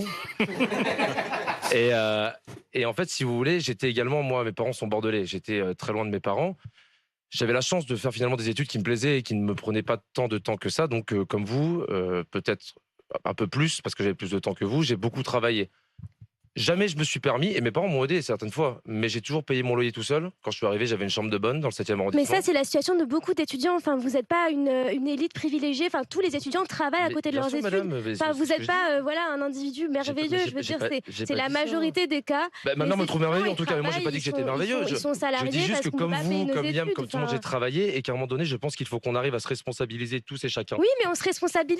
Là, Alexandra, elle dit, en tant que salariée, elle est auxiliaire de vie. Enfin, je veux dire, est-ce que vous voyez c'est quoi la pénibilité de ce type de travail? Enfin, Ah oui, alors attendez, Joël. Mais juste pour finir sur ça, moi je voudrais quand même dire qu'il y a une partie de la jeunesse qui n'est pas individualiste, qui considère que le droit en fait à la retraite des autres salariés du monde du travail, c'est un combat commun. Et il y a une partie de la jeunesse qui vous soutient. Et moi je suis très reconnaissante de votre témoignage. Je pense qu'on a trop entendu Monsieur Dussault, pas assez les témoignages des travailleurs ici. Parce qu'en fait c'est ça dont on doit parler, c'est nous, c'est notre retraite qui est en jeu. C'est la retraite des travailleurs et des jeunes. Je sais pas comment vous faites à la retraite à 22 ans, pardon, ou à 23 ans. Je sais pas comment vous faites parce que moi j'ai 44 ans et j'y pense même pas encore. Donc moi je sais pas comment vous faites pour être en études et penser à votre retraite. Vraiment, c'est un exploit. Et la deuxième chose, oui, bien sûr. Et la deuxième chose, c'est qu'on va tous être là à raconter nos pénibilités à monsieur le ministre et on le comprend très bien. Simplement, je veux juste dire que la pénibilité, c'est pas totalement la responsabilité du ministre. Moi, je suis autodidacte. J'ai fait le McDo, j'ai pris des appels, 100 appels par erreur, parce qu'on était derrière mon dos dans les centres d'appel à vous dire prenez vos appels. J'ai considéré que c'était hyper pénible et que je voulais pas faire ce travail toute ma vie. Et j'ai pas dit au gouvernement de prendre en cause ma pénibilité à 100%. Donc le parcours, c'est aussi le nôtre et c'est pas forcément la responsabilité d'un gouvernement. On va conclure maintenant, s'il vous plaît. Donc je vais donner la parole à Natacha. Natacha, après ces échanges enflammés, j'imagine que beaucoup de gens sortiront frustrés de ces échanges parce que je pense qu'il y avait encore énormément de sujets. Simplement, ce qui me frappe quand on entend tout cela, c'est que, évidemment, on entend Monsieur le ministre expliquer point par point les éléments de justice sociale, les éléments d'amélioration, et il y en a, et c'est indéniable, il y a des choses positives sur les aides que vous allez apporter, etc. En revanche, ce qui me frappe, c'est que cette dimension positive, elle s'inscrit dans une logique dont on voit bien qu'elle pose problème. Quand vous avez, par exemple, un économiste comme Jean-Hervé Lorenzi qui vous explique que si vous augmentez simplement de 10 points l'emploi des 55-62 ans, vous engrangez 50 milliards. C'est-à-dire que déjà, vous réglez une immense partie du problème. Donc, quand vous voyez qu'en 1977, c'est très simple, les Français travaillaient certes 18% de plus, mais ils produisaient 2 fois moins. Ça veut dire quoi? Ça veut dire qu'en fait, en faisant des gains de productivité, là aussi, on règle le problème. Et comment on fait des gains de productivité? Eh bien, en obligeant les entreprises à investir plutôt qu'à payer des dividendes faramineux. C'est aussi un arbitrage. Donc, vous voyez, il y a des tas d'arbitrages, je pense, et c'est pour ça que il y a des choses positives, elles sont indéniables dans cette réforme, et ce serait malhonnête de le nier. En revanche, on peut se poser la question de l'urgence de cette réforme-là plutôt qu'une autre. Il me semble que la question n'est pas entre cette réforme ou le statu quo, mais les différentes options qui s'offrent à nous dans la répartition des efforts, de l'argent, de tout ce qui concerne la vie de tous les gens qu'on vient d'entendre ici. Vous allez conclure, Monsieur le ministre. D'abord un mot pour remercier tout le monde, parce que les échanges sont riches, et ce qui est assez notable, ce qui est assez frappant, c'est qu'on a parlé des retraites, mais pas seulement. On a parlé de plein de sujets, sur le rapport qu'on a les uns et les autres avec le travail, sur les questions de pouvoir d'achat, et sur parfois les difficultés aussi qui sont rencontrées par les entreprises comme par les salariés. On voit bien que nous sommes dans une période un peu particulière. Je conclus en 2 mots, d'abord pour dire à Mme Polony qu'il y a un certain nombre d'hypothèses sur lesquelles nous travaillons, que le Conseil d'orientation a retenues, qui recoupent déjà ce que vous avez dit.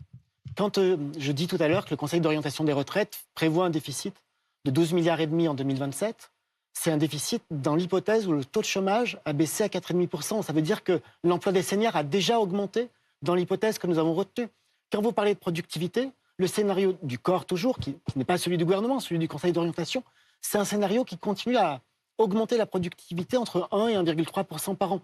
Donc beaucoup des hypothèses que vous présentez comme des solutions sont déjà intégrées dans ce qui fait le déficit. Après, le gouvernement considère, et avec le chef de l'État, la Première ministre, nous considérons qu'il y a une urgence et une nécessité à résorber ce déficit et à améliorer le système. Cela fait débat, nous considérons que c'est notre responsabilité de rééquilibrer le système et de financer de nouveaux droits. Nous avons fait un certain nombre de choix, des choix qui permettent, sans remettre en cause la politique économique, en continuant à accompagner la création d'emplois, de travailler tous un peu plus et d'être plus nombreux à travailler, parce que c'est comme ça qu'on peut dégager des recettes et financer notre système. Ces choix, nous les assumons, nous les portons. Nous avons veillé, et nous y avons fait très particulièrement attention avec la Première ministre, à prendre un maximum de mesures dans ce texte pour protéger les plus fragiles. On a parlé de la pénibilité, on a parlé des carrières longues, on peut parler de la retraite minimum. La retraite minimum que nous allons mettre en place... S'il vous plaît, pardon, monsieur, monsieur, je ne vous ai... C'est la conclusion de l'émission. Excusez-moi, monsieur. Adrien, s'il vous plaît. Je ne vous ai jamais coupé, vous avez beaucoup parlé. C'est la fin de l'émission, Adrien. Par contre... Adrien, laissez parler le ministre, s'il vous plaît. Adrien... Écoutez, c'était pas Adrien face aux Français ce soir, c'était Olivier Dussopt face aux Français. Et d'un mot, je dis qu'on fait ce choix-là et que, par exemple, sur la retraite minimum, avant que je sois interrompu, ce que nous allons faire avec la retraite minimum va permettre à un retraité sur 4 par an, il y a à peu près 800 000 personnes qui prennent leur retraite. Il y en a 200 000 qui auront une meilleure retraite que s'il n'y avait pas de réforme. Donc tout à l'heure, vous posiez la question des gagnants. Et nous sommes convaincus et nous allons continuer à essayer d'expliquer, de convaincre en respectant chacun.